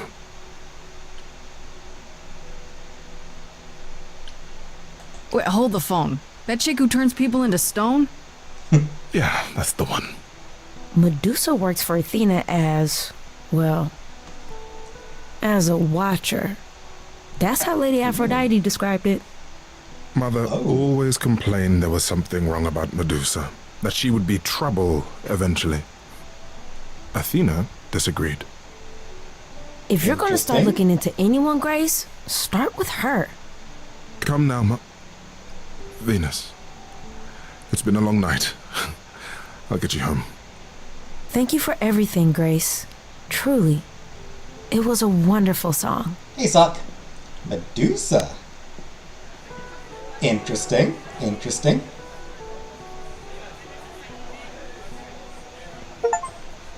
Lost So, in a song. Did they have anything helpful?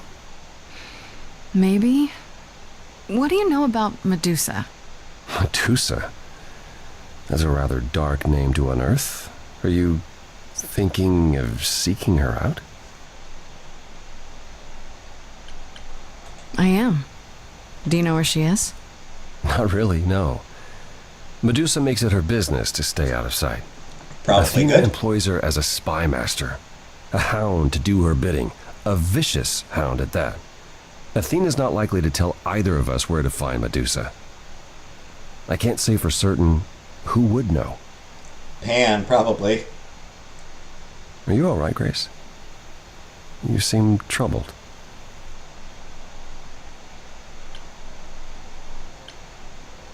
What Aphrodite went through, it's a lot. Yeah, that's the funny thing about the life of an immortal. It never ends. Wow. Way to really sell it, Apollo.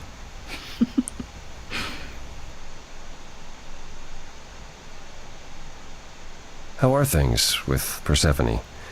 Is she helping as much as you thought?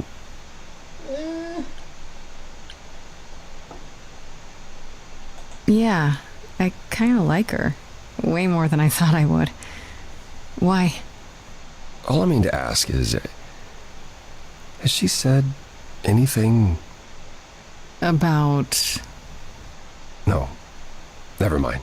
It's none of my business. Please forget I asked. Give my regards to Persephone when you see her. I do like Persephone. Because she is scare-rousing.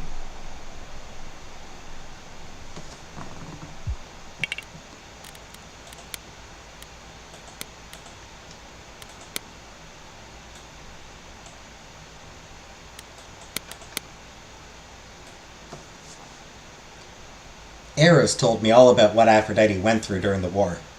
How she was kidnapped by the enemy, how she was freed by her husband, Hephaestus, who she never even got to thank or say goodbye to. She's riddled with so much guilt and trauma, and she can't escape any of it. As soon as her memories return, she's in constant agony, even if she hides it pretty well. Even so, he doesn't think what she's doing is the right answer to her problems. Certainly hasn't helped so far. I told Eros that I'd try to persuade Aphrodite to hold on. Who knows, maybe it's not even possible. I have to try, because this, which he's been doing to cope, this clearly isn't the answer. Once the song was over, I couldn't do it. I couldn't take away the rest Aphrodite wanted so badly. She's gone now, and her eidolon has passed on to Venus. I don't think she was behind what happened to Calliope, but if she was, then I guess her secrets went with her. And that'll have to be okay. I'll figure it out.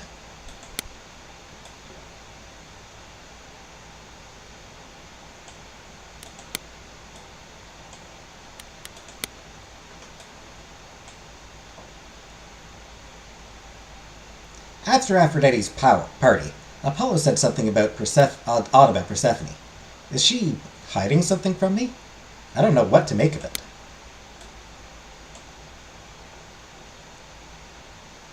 I went to see Pan in his natural habitat this time, which, it turns out, is a giant garden on the roof of a magic office building.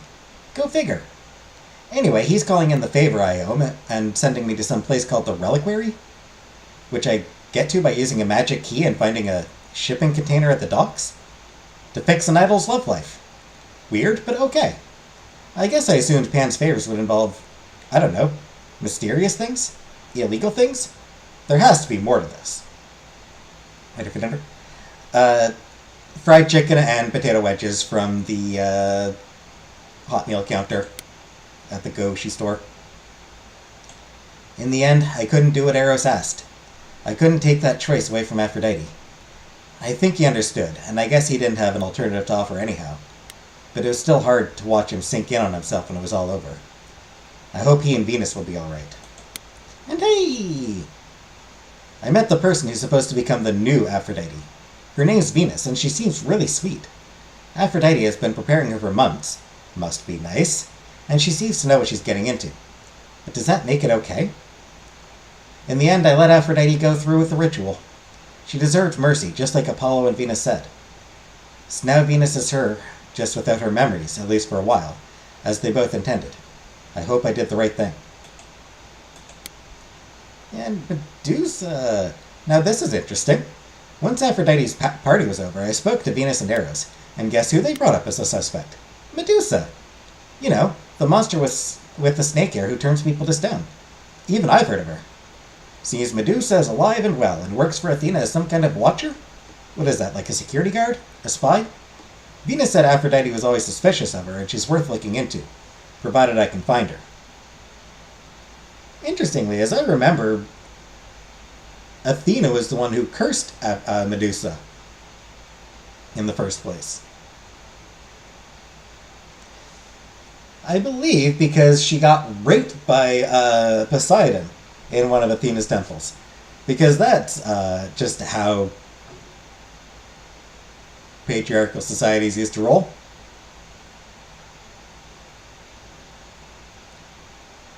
Woman gets raped and she's the one who gets punished for it.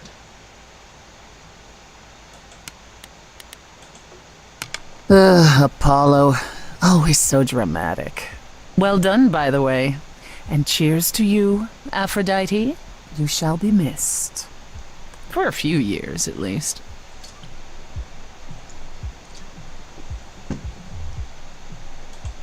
Still don't know if I did the right thing.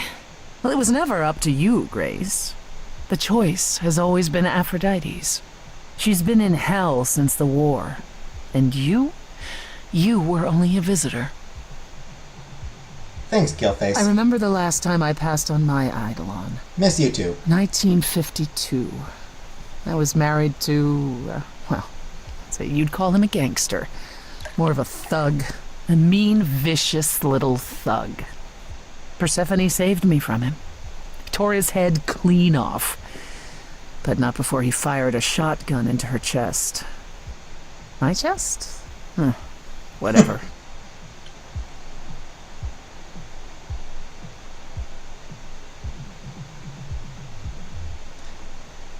I like how casual Persephone is about all this. About all of it. Do you remember who you were before? I still am her. Chastity, that is. You can see why I switched names. Yup. I remember being disgusted I was ever that weak. Persephone made me strong. But it never really goes away. We all have our sordid history, our personal horrors, building up like sediment around our souls. You can't let it bury you, Grace. You are the only one who can keep your head afloat.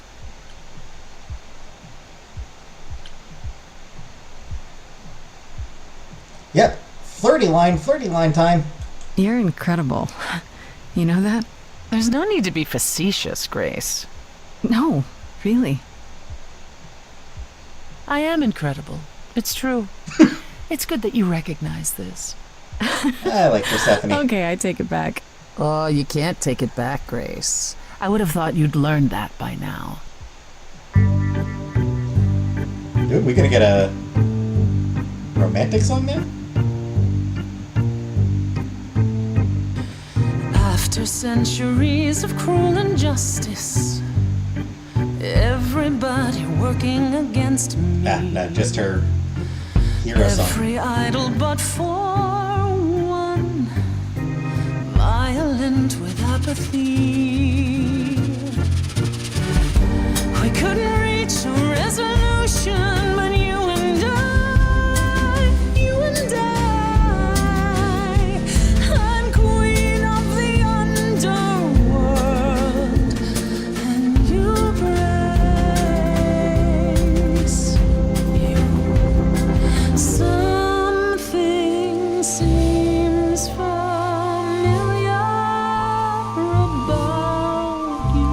So this is a flirty song. Have we met some lifetime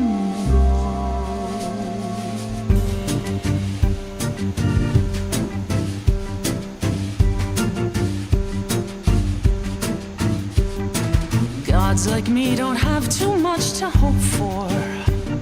The rules been fixed throughout the That's another good song too. ages. Music is so good I in have this game. forged a daring path. I would like to make some changes. You see, we can win a revolution. You and I. I'm queen of the underworld, and you, Grace, you.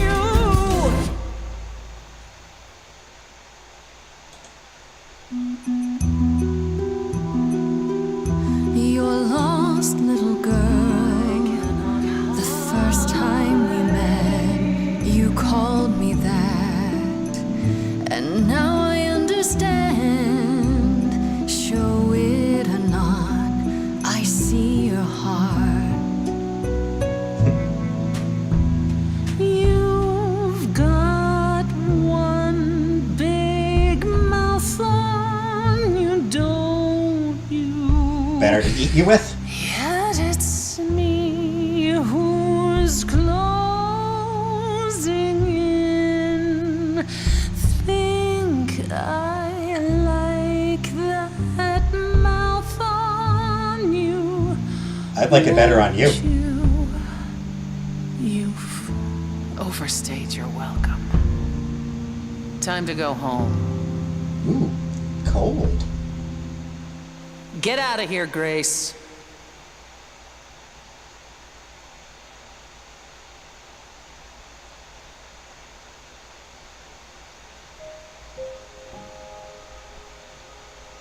Close though, close.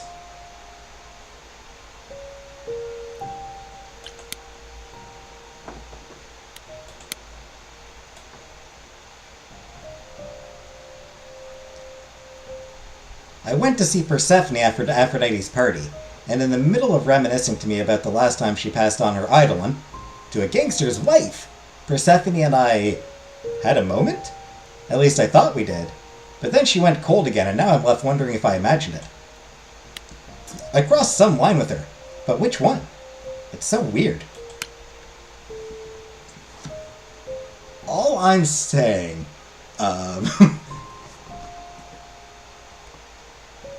she might like my big mouth on me, but I'd like my big mouth on her. Wow.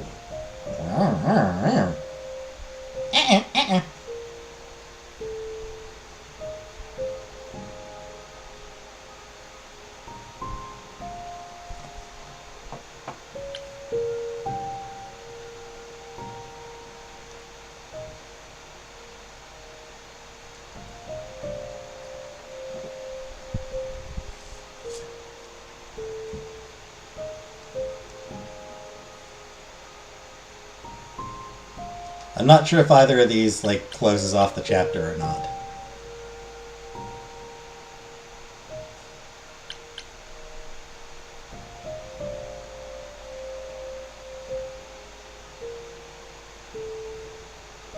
But look, all I'm saying is that I want to go down on Persephone.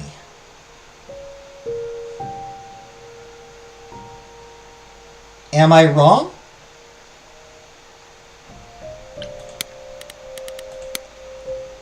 Am I wrong?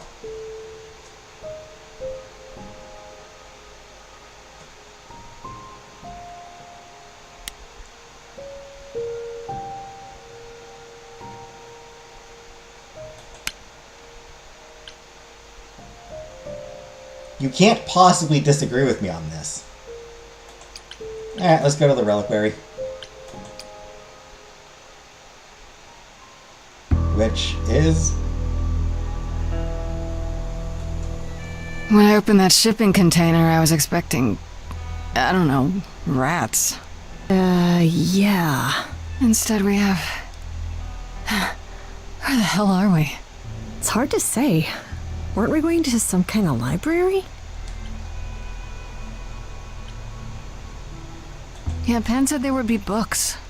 You like books, right? I do like books. See, there you go. Apparently this reliquary place has all the books you could ever dream of. A reliquary? Ooh, I bet it has relics. I want a wand of fireballs. You are such a nerd. Speaking of, how much do you actually know about Hecate and this idol you're supposed to help? Do you know anything about this Hecate? It's not a name that rings bells. Let's see. Well, she was the goddess of witchcraft, the really dark kind. Oh. But she's never really portrayed as evil. She was more of an outsider, lived alone, off in our little corner of the underworld. Do you think that's where we could be? Oh, that is so cool. Oh, I bet knowledge is important Freddy. to her. It could be an angle if you talk to her. I love Freddy. She's a nerd and she's so excited about getting to talk about nerd stuff. I'm so glad I brought you, Freddy. I wouldn't know the first thing about any of this. Nah. Well, I hope it's actually helpful to tell you these things. Why wouldn't it be? Well, 'cause it could all be wrong. I would have never pegged Apollo for a surfer dude with confidence issues. True. Yeah, good point. Not wrong, yeah. Surfer dude, yeah. I'm surfer maybe? Eh. He was a sun god. So the surfer dude, I mean, I can kind of see the surfer dude aspect of it, because he was a sun god. He was a god of fucking everything. Apollo and Athena were like just, those two in particular, were just, hey, we need a god to handle something. Just give it to one of those two. Sun, prophecy, archery, medicine. Apollo is like whatever he felt like being the god of. Hey, that's what he was the god of.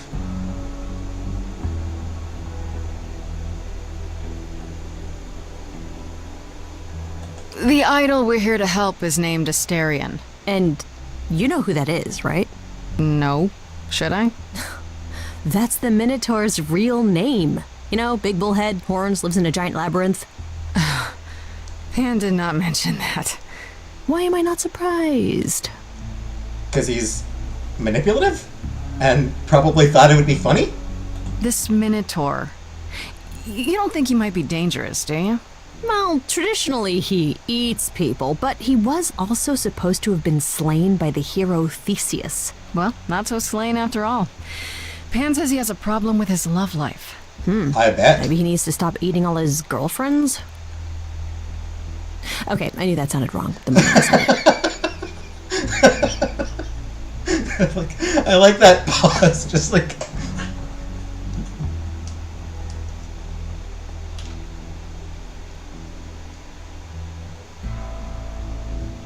And I mean, not up on all the Greek gods, but it interests me. Yeah, I always loved Greek mythology. I mean, eating your girlfriends is good, depending on how you're doing it.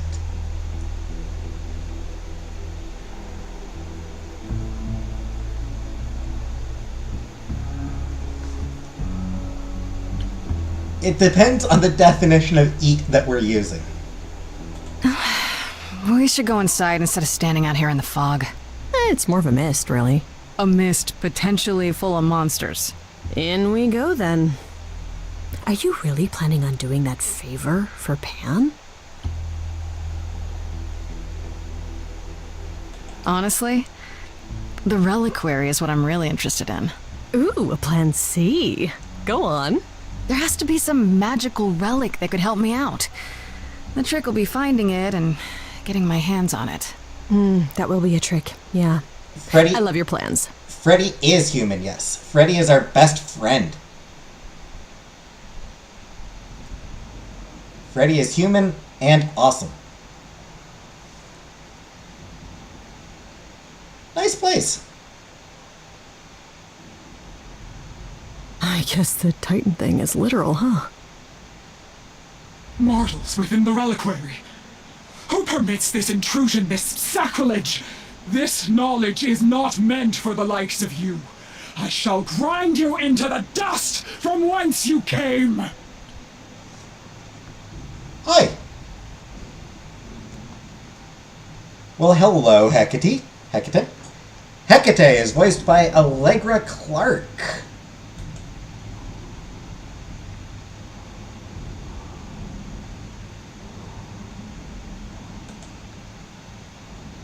Who's apparently Bloodhound in Apex Legends. Marissa in Street Fighter 6.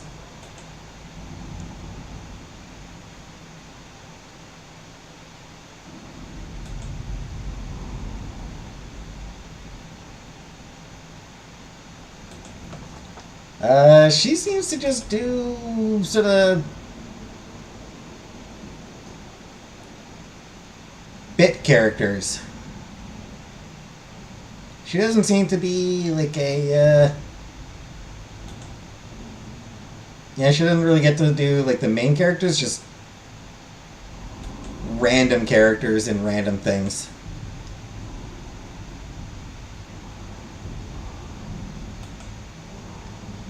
But she's been in a lot of stuff. But I'm not mortal! Wow, does that sound weird coming out of my mouth? You, perhaps, but the one with you? Mortals cannot learn of the knowledge kept here. Not ever! Freddy's not just any mortal. She's special. And she already knows about the idols.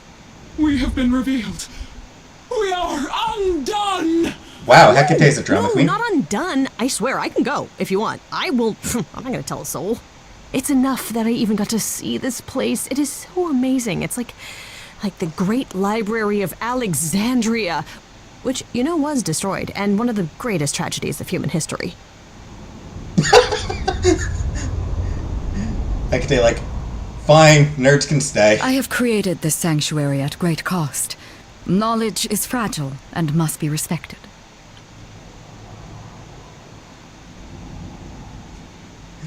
I'm like, Hecate is a drama queen and I'm kind of here for it. but also she appreciates some...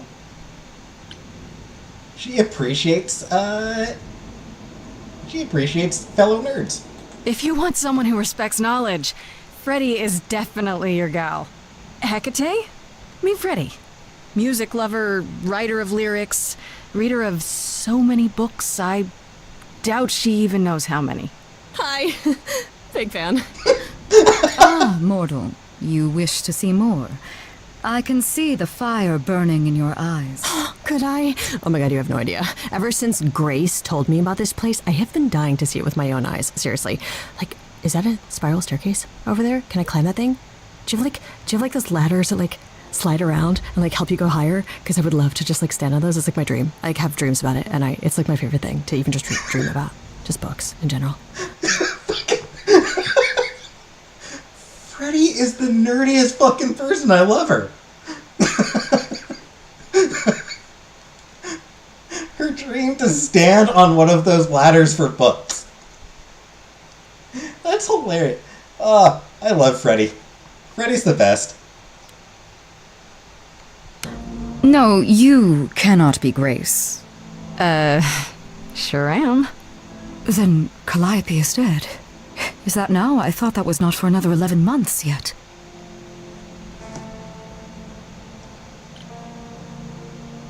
Wait, what? You knew Calliope was going to die? No, I am not informed of this for another 11 months and 3 days. Or I could just tell you now? That cannot be. It is written. Yes, it's right here. Calliope joins Grace's band. They become friends. Months later, there is an automobile accident and... An accident? No, that's not what happened. Are you saying the books are wrong? Uh-oh. Books are wrong. I don't know. I mean, even the best research books end up having mistakes in them. If they didn't, you wouldn't need new editions of encyclopedias, right? Guess I'm not the only one with a problem. But this cannot be. The sooner you accept that someone, somehow, screwed up your magic books, the sooner we can get on to figuring out what happened. Uh-oh. You will explain. We will both sit, and you will explain.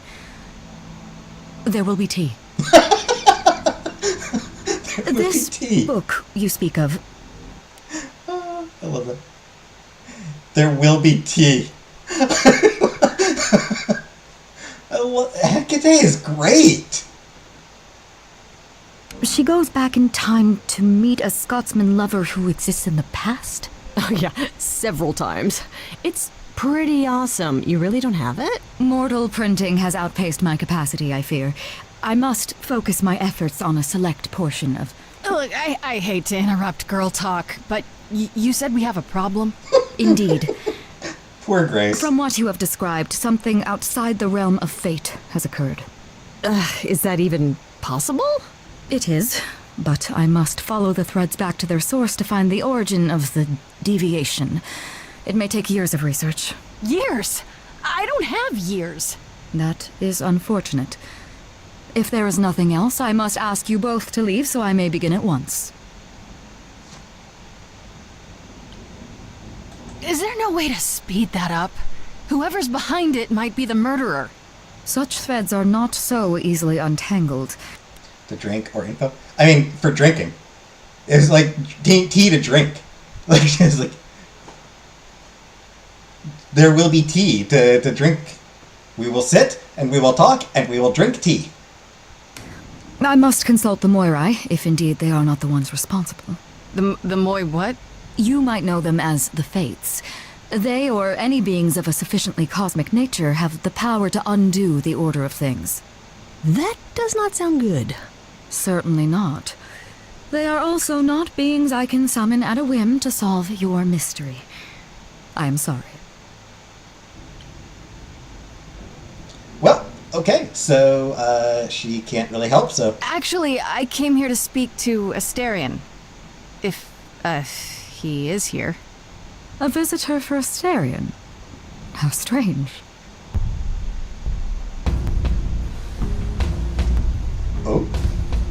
This going to be a musical number? Oh, Not yet. are we doing guests? Is that a thing? I didn't know. Wow, okay. Freddie was right.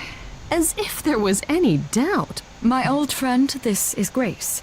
She is our muse from the line of Calliope, and it is she who asked for you.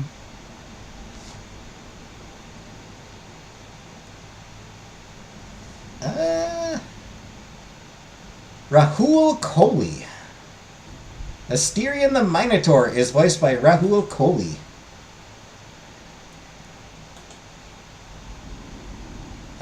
He was in iZombie. He was Ravi Chakrabarti in iZombie.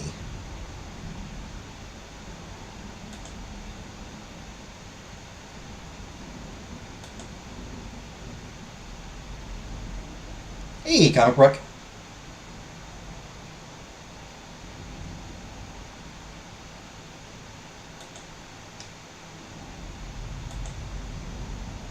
Other than that, I mean, he's done a few other things. He's gonna crush on Freddy. I mean, who doesn't, though? When Freddy started rambling on...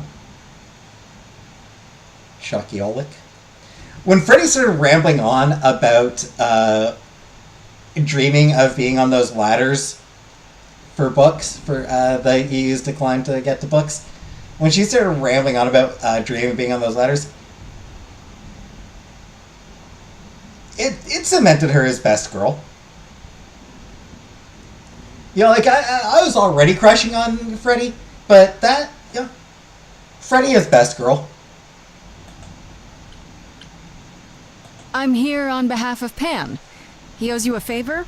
Something to do with... No, shit, not Pan. Nah, never heard of him. Asterion, of course you know Pan. No idea what he'd want. No, sir, no favours. Nah, not this Minotaur. There you have it, Grace. I believe now is the time when you leave. But there must be some mistake. There is no mistake. Not this time. Ah, please say, it is written. It is written.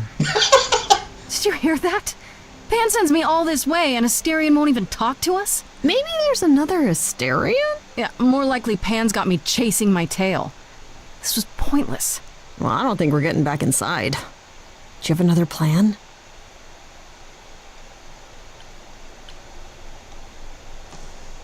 Would I fly somewhere business class? Sure. I don't know if my powers will even work on Hecate, but it's worth a shot. Ooh, a musical number. Do you think this one could be... do you hear what I'm hearing?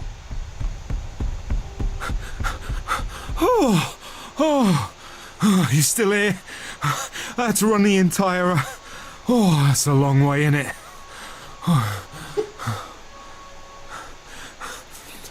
I'm so sorry.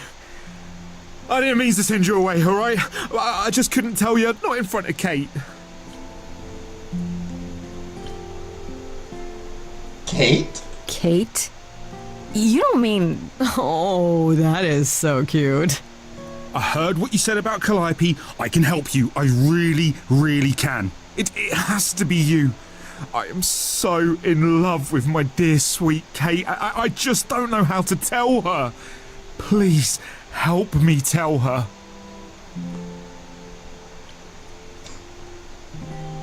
Do you really call Hecate Kate?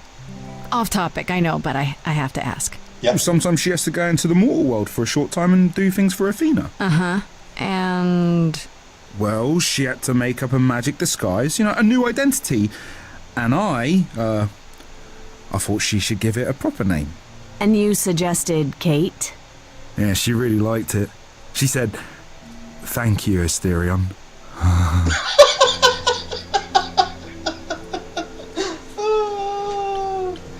Okay. I love Asterion. Oh man, I love Asterion. Let me get this straight. You're in love with Hecate. That Hecate. Oh, mate, Kate is... She's just the best. Like, she knows everything, and she always smells so good. Creepy she's there. so nice to me, and she doesn't even have to be. Oh, we got stuck in the tower together because we can't live in the mortal world. I know I could make her happy. Well, I want to try. Oh, won't you help me? Oh man, this Have you dude is tried, adorable. I don't know, talking to her about how you feel?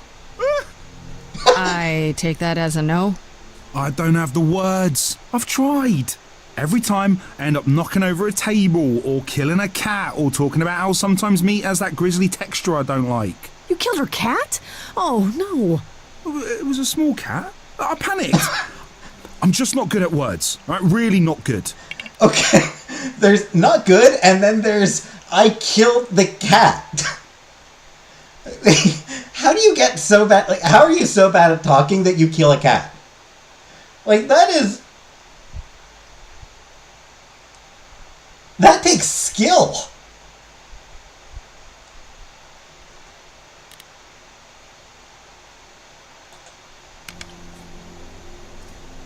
Are you really the Minotaur? Like, the monster who roamed a maze and ate people?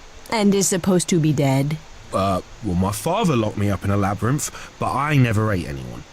Oh, well, that's good. Except Theseus. But he was a bellend. Yes, he was. Theseus was a bellend.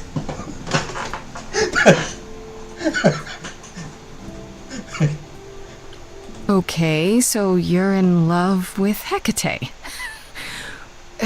What is it you think I can do? A muse knows about poetry and the heart and how to make words beautiful. All I want is to ask her, but I need good words. You know, please say you'll help me. I don't know. Doesn't this feel a little weird? Which part? Helping him woo her with my powers. No, You that part heard seems what Pan good. said. You can't make anyone do anything they don't want to do. You can only make them say what's in their heart. Yeah, that's the part I can't do. It was a small one, so no biggie.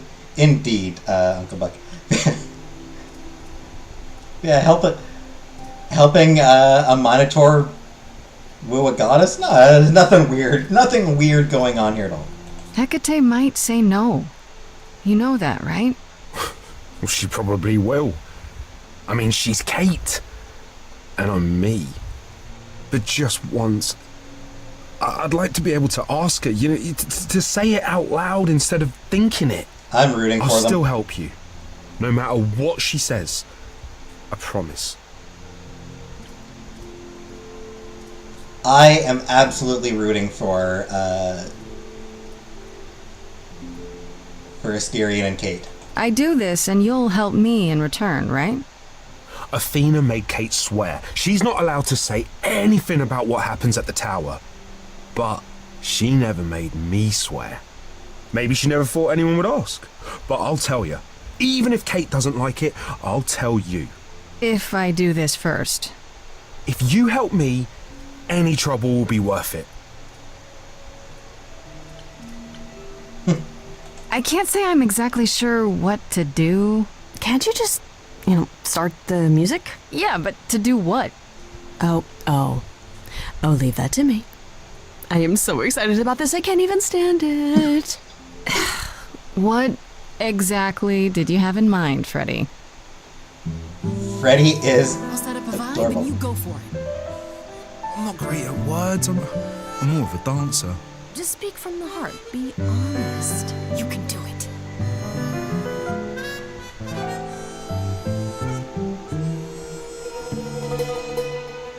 You cast a spell on me. Not literally, obviously. But I feel in summary, you and me are meant to be. He's adorable. I love him. 'Cause you put a hex on me. Okay, yeah, he's not. Do it to me directly. I'm not blaming you specifically, just that metaphorically. Shit, can someone help me?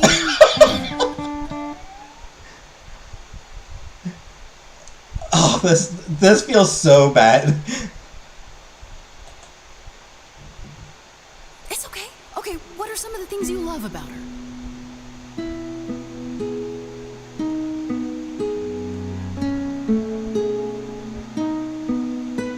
Hecate, with you there's so much to love. Oh, I'm not saying you're fat. Did not just say that. Tell her something she doesn't know about herself. Oh, Katie, to me, you know you enrapture? Ooh, good word. Is your pallid skin, your lips are so thin, your love of books. He's horny face. Asterion, I have but one thought. Why is it that you seem so distraught? Are you saying you're in love with me? You couldn't possibly. Really? Oh, you're doing great. Give it another go. You've cast a spell on me. It's a feeling that's killing me. There you go. But let's say categorically, oh Katie, it's just you and me. Keep drumming her. Keep going. He's a drummer. Katie, yeah, that's what I've always called you. It sounds juvenile, but that name makes me smile. I've always wanted to tell you. Anyways, as friends, I'm only a fraction of what I can be. I mean, I'll still make you tea, but don't you want more than tea? Is this what you truly wish to do? This love could easily fall through. Imagine if we ceased to be. It's a possibility. Don't you see? Oh, God, he's looking pretty bad. Actually, she's Hecate, it could be this spell on me has blinded my eyes from what you can see. If there's even the smallest possibility of losing you somehow, I'll take it back now. I'm finished. Could someone please rescue me? Freddy, you gotta step in. Me? Yeah, you're just as qualified as I am. Hecate, I'd say he's really put himself out there. No, he cannot undo. It's a brave thing to do. Wish I had his daring. Well, I'm saying that I've missed out before. Last chances rushed out that exit door. I could never let my heart be heard. And it's withering.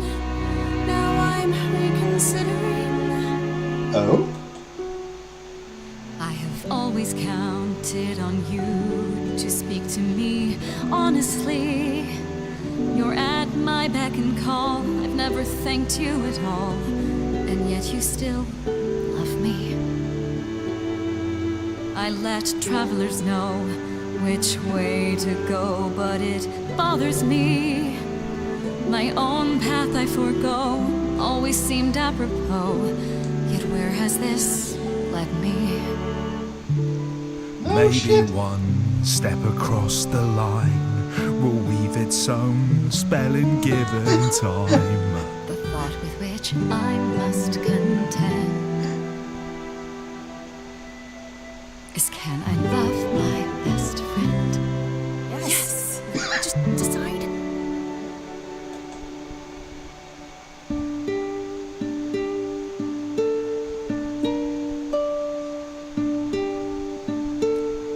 Asterion, Kate? it seems you've cast a spell on me. You will not regret this. Not yet. It is written. You've cast a spell on me. To think I shall have my own story. Yay! You've cast a spell on me. And we shall write it together. You've cast a spell on me. Yay, tale of romance and glory. You've cast a spell on me. But do we have enough leather? You've What? cast a spell Oh. on me. For bound. Bookbinding, right?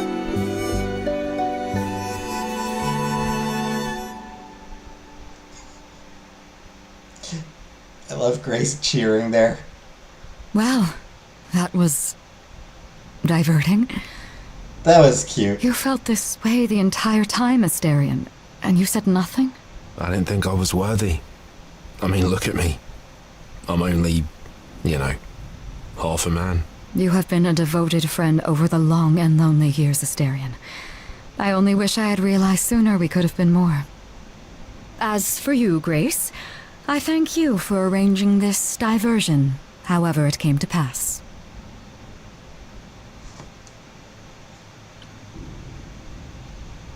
I don't get it. Didn't you know this would happen? Wasn't it written? Of course it was. It was also written that I would be unaware of Asterion's feelings until he spoke them to me. But you knew that. I follow the rules. It is written. What the fuck? Like, what?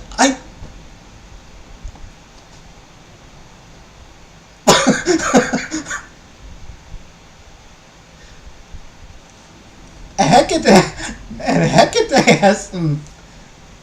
Hecate has an interesting brain. Hecate has an interesting mind.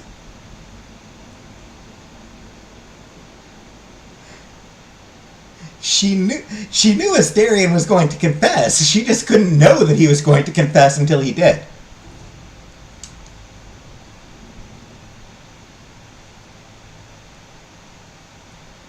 The rule said she couldn't know, so damn it, she didn't know even though she knew. You have Freddie to thank. It was her idea. It seems you are even less like other mortals than I'd assumed. What can I say? I like to see people happy. You will need to visit again in the future. There will be tea. Come, Asterion, I wish to speak of this further, and find an appropriate outfit. Alright, didn't get any help. Hey, wait for me outside, yeah?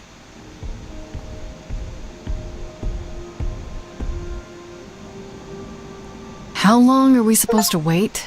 It's been over an hour. I'm sure it's fine, Grace. I doubt the Minotaur would break his promise. Say, what'd I tell you? You still here? I'm sorry. Kate had a lot to say. She can throw some hints. Nope. Not allowed. Wasn't allowed to throw hints. She wasn't even allowed to know. They're banging. Oh yeah, they're banging. Ooh, I'll bet she did.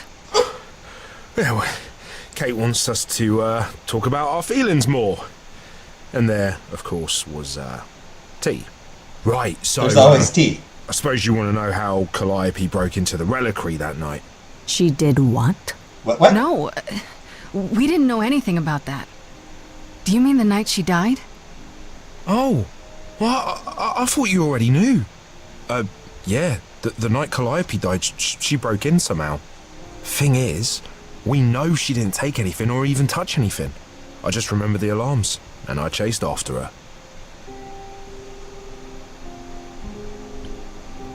Did you say the reliquary has alarms? Like burglar alarms, cameras? Oh, no, nothing like that. It just has a lot of protections. You know, magic. I don't know magic, actually. Oh, well, it's just meant to keep the dangerous stuff from being touched. Makes sense. It was set off, so something happened in the reliquary. We just, don't know what exactly. Those alarms don't go off if someone breaks into the reliquary? They don't detect intruders? Well, normally nobody does that. Well, Calliope did. She got in somehow. Well, she must have snuck in the back way. Where do you think I keep running from? Whatever Calliope did here, it was enough to set off the alarms. That's all I know. Interesting. What relics are there? Maybe Calliope was looking for one, but couldn't find it before... Yeah, that I'm not supposed to say. Do you have the golden fleece, the shield of Zeus, the sword of Damocles? Is it suspended? You know a lot about that stuff for a mortal. So it's all real? I can neither Freddy. confirm nor deny any of that. All I know is that nothing got used and nothing got taken. Oh, Freddy. How do you know Calliope didn't touch or take anything? Kate knows everything in the reliquary, right down to the last book. She's been looking, but she can't figure if anything was touched. It makes her so mad not to know. And it made Athena pretty mad too. Athena got involved? Yeah, when Kate finally told her, Athena wants Kate to keep investigating, but it doesn't look good. Athena knows what happened here the night Calliope died? Yeah, Kate told her a day or so later, I think. We didn't know Calliope died that night, though. What? Athena didn't mention it? Nope. Not that that's weird. She's not the chatty type, you know? She came in all quiet and cool, wanted to know who was here that night and what Calliope might have wanted. She swore Kate to silence. Not me, though. Guess she's not as smart as Kate. Mm-hmm. She overlooks the help. Never overlook the help.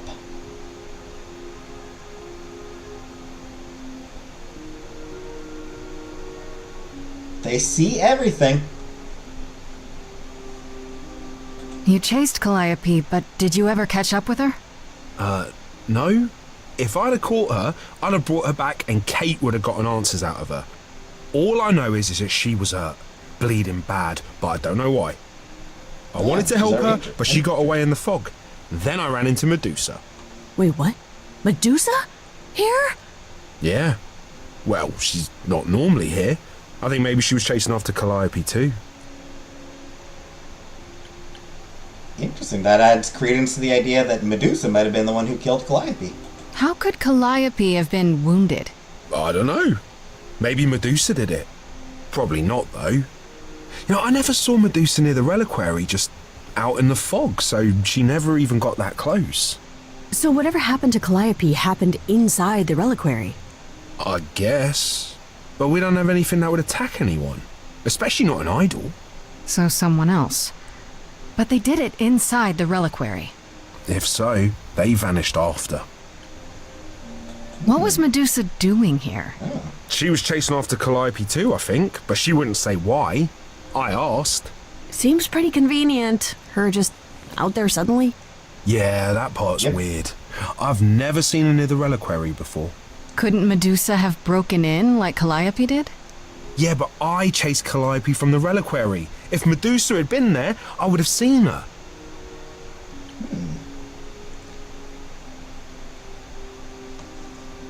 Should have been turned to stone. Well, we don't know exactly how Medusa's powers work. Yeah, that's a lot of interesting information. This means Calliope came here the night she died. This is where she was attacked. But we don't know by whom. Well, this is the second time Medusa's name has come up. That can't be a coincidence. Well, she's super scary, but, you know she works for Athena, right? I thought maybe that's why she was here, but Athena said she didn't know about it. That does seem suspicious. If that's all you need, then I have to go. Kate will be so mad if she finds me gone. Good luck, Muse. Gonna need it. You okay there, friendo? Friendo. I just can't help but feel like I'm missing something right in front of me. How so? Calliope came here for a reason.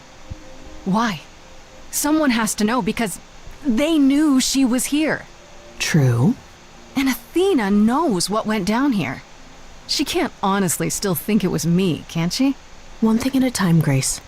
You'll figure it out. I know you will. I guess so.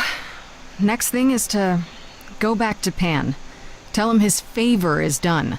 What an adventure. Sorry? You're just lucky, Grace. Luckier than you think. You go do what you have to, and I'll meet you back at the apartment, okay? Yeah, so that's a lot of interesting Pam. revelations there. I hope you're here, because I don't know where else to look for you. Of course I'm here, Grace. Where else would I be but amongst the trees and the wild things? I really True must that. thank you, by the by. Asterion is simply over the moon, and he's already repaid me with this select tome from the reliquary.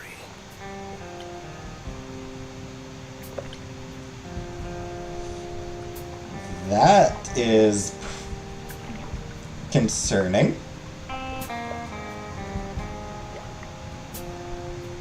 Yeah, so Calliope, yeah, that's...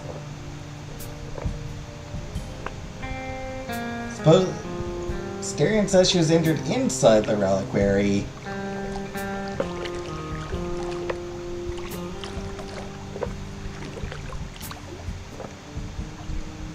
My theory right now is that Medusa fucking hates the idols and wants them all dead.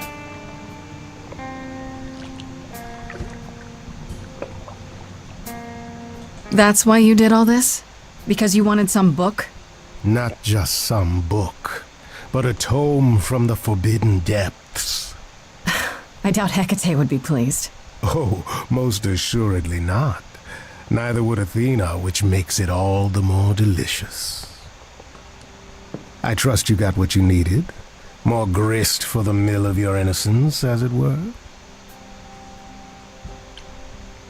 You already knew I would, right? Oh? Did I? Jealous? Come on, Maybe. Pan. How stupid do you think I am? The place you sent me for this favor just happens to be where Calliope was attacked. You had to know I'd discover that. If you wanted me to know, why not just tell me? 'Cause that's What's not the the game. angle? Tell me why I shouldn't be suspicious, Pan. You have no reason to be suspicious. I know nothing of what happened to Calliope at the reliquary. Bullshit. I suppose the question at the heart of this is, do you believe me?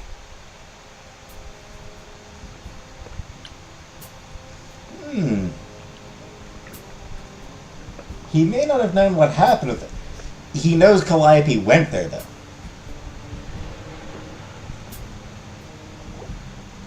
He clearly knows that Calliope went to the reliquary. Obviously. Or at least he had a feeling. He had a suspicion, at least, that Calliope was at the reliquary, almost certainly.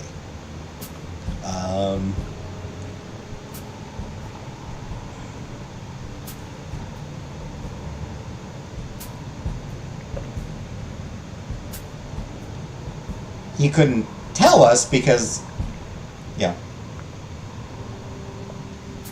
that wouldn't make for a fun game. He enjoys the game. Frankly, I suspect he enjoys the game far more than he enjoys whatever prize there will even be. You're enjoying this, aren't you? This tit-for-tat, back and forth. I'll enjoy it if you're enjoying it. Well, I'm not enjoying it. Oh my, aren't you a delight? Even if you haven't answered the question, don't think I didn't notice. I've never Deliberate. lied to you, Grace, and I never shall. If you're looking for innocence, however, well, I'm afraid that's one thing I cannot provide. What if I discover you're lying to me after all? You'll do what you do, and I'll do what I do, and we'll see where that takes us.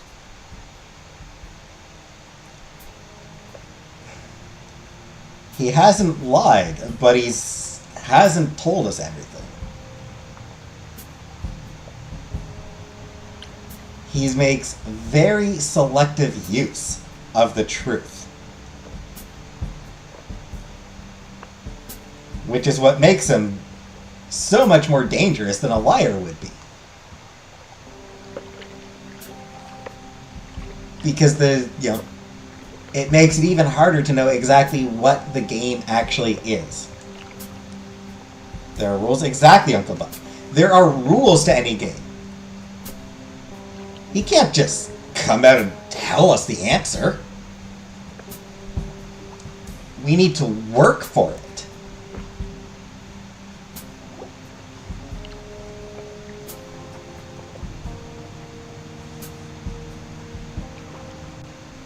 That's my cue to go, isn't it?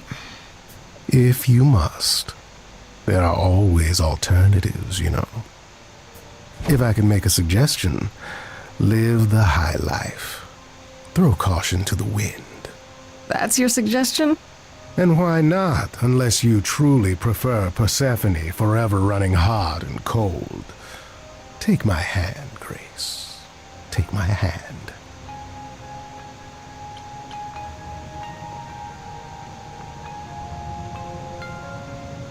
Alright. As much as I do enjoy Pan, I like Persephone. I'm sorry, I think I have to pursue Persephone. Persephone or Freddy. It's gotta be either Persephone or Freddy.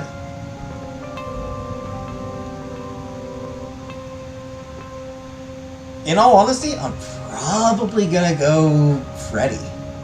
The best friend. The absolutely adorable nerd. Always there for us and...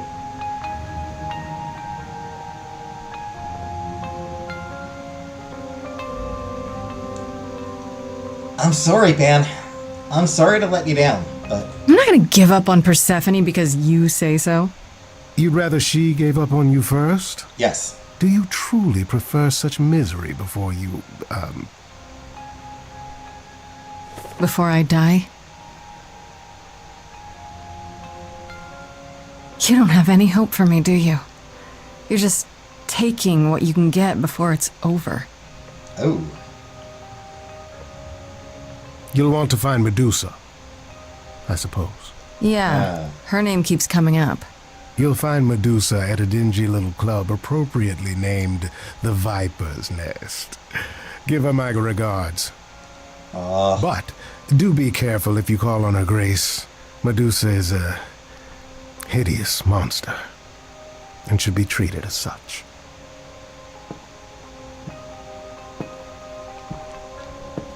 Man.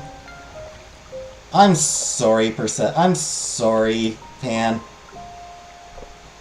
I feel bad for reject fail, but at the same time, you know, like, you don't have any hope, do you? And he doesn't deny it.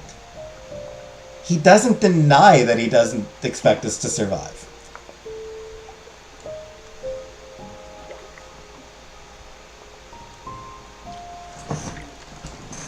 It's also possible that, like, that he's genuinely hurt by the accusation, that he's just looking to get what he can out of us. You know, it might be that, like, you know, when we say that, you know, you're just looking to get what you can out of me.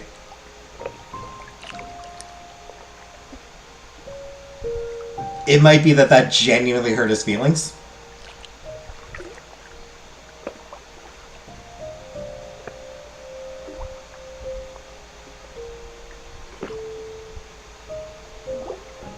Even so, much as I like Pan, I'm sorry, dude.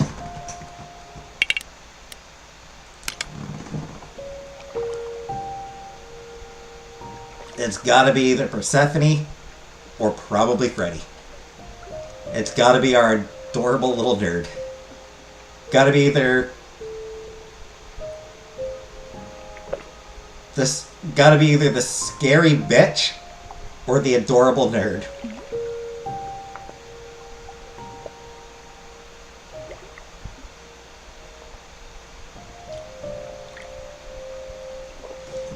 Regardless, it is now 2.5 hours that I've been playing. I've played...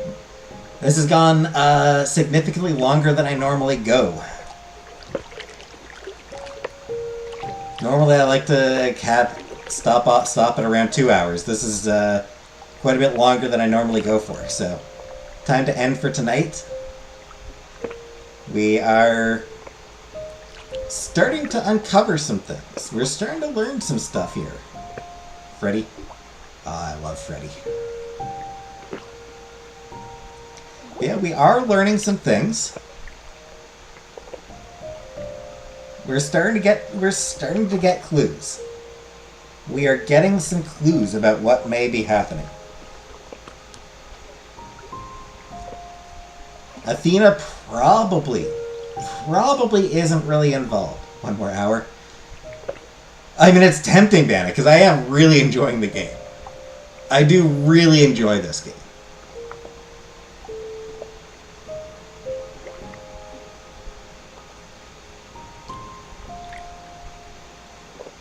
Yeah, also some good musical numbers in this one.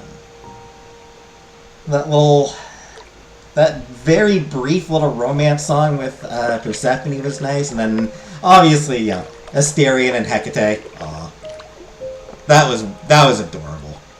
That whole scene, but that whole thing with Asterion and Hecate was just so fucking cute. I love Hecate. Like, I just kind of love Hecate in general. She's very vaguely, like...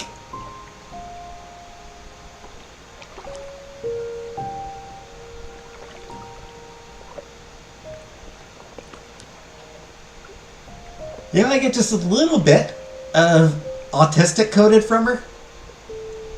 She's just a little bit autistic coded. Am I wrong? Just some weird ways. Just like, but that's not possible. But that's not how it's supposed to be. We will talk. There will be tea.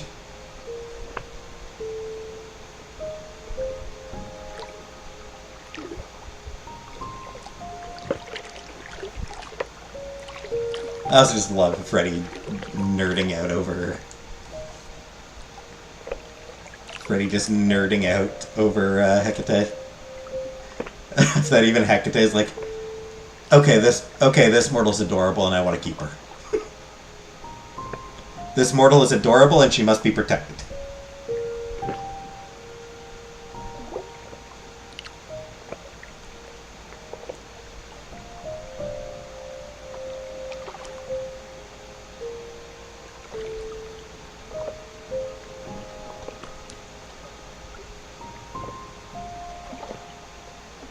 Yeah, the whole thing was just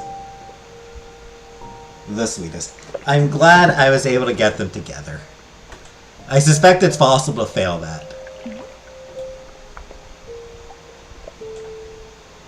Yeah. The meant-to-be achievement. Love blossomed in the unlikeliest of places. So I suspect it's probably possible to fail it.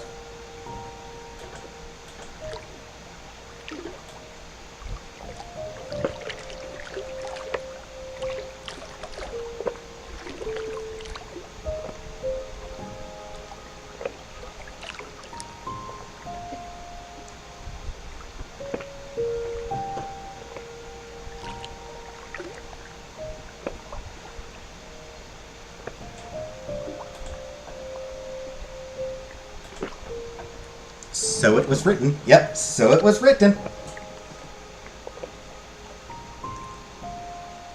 It is written.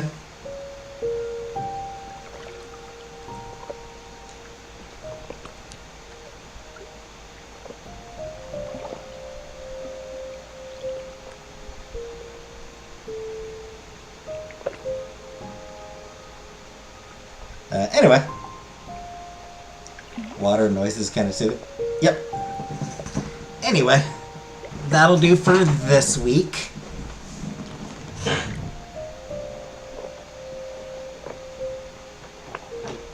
Next week we will continue. See what else we can find. See what else we can find out. And I'll be back on Sunday night. I'll be regular 2:30 a.m. live stream on Sunday night. So, thanks for coming, the half dozen of you here. And good night, everybody.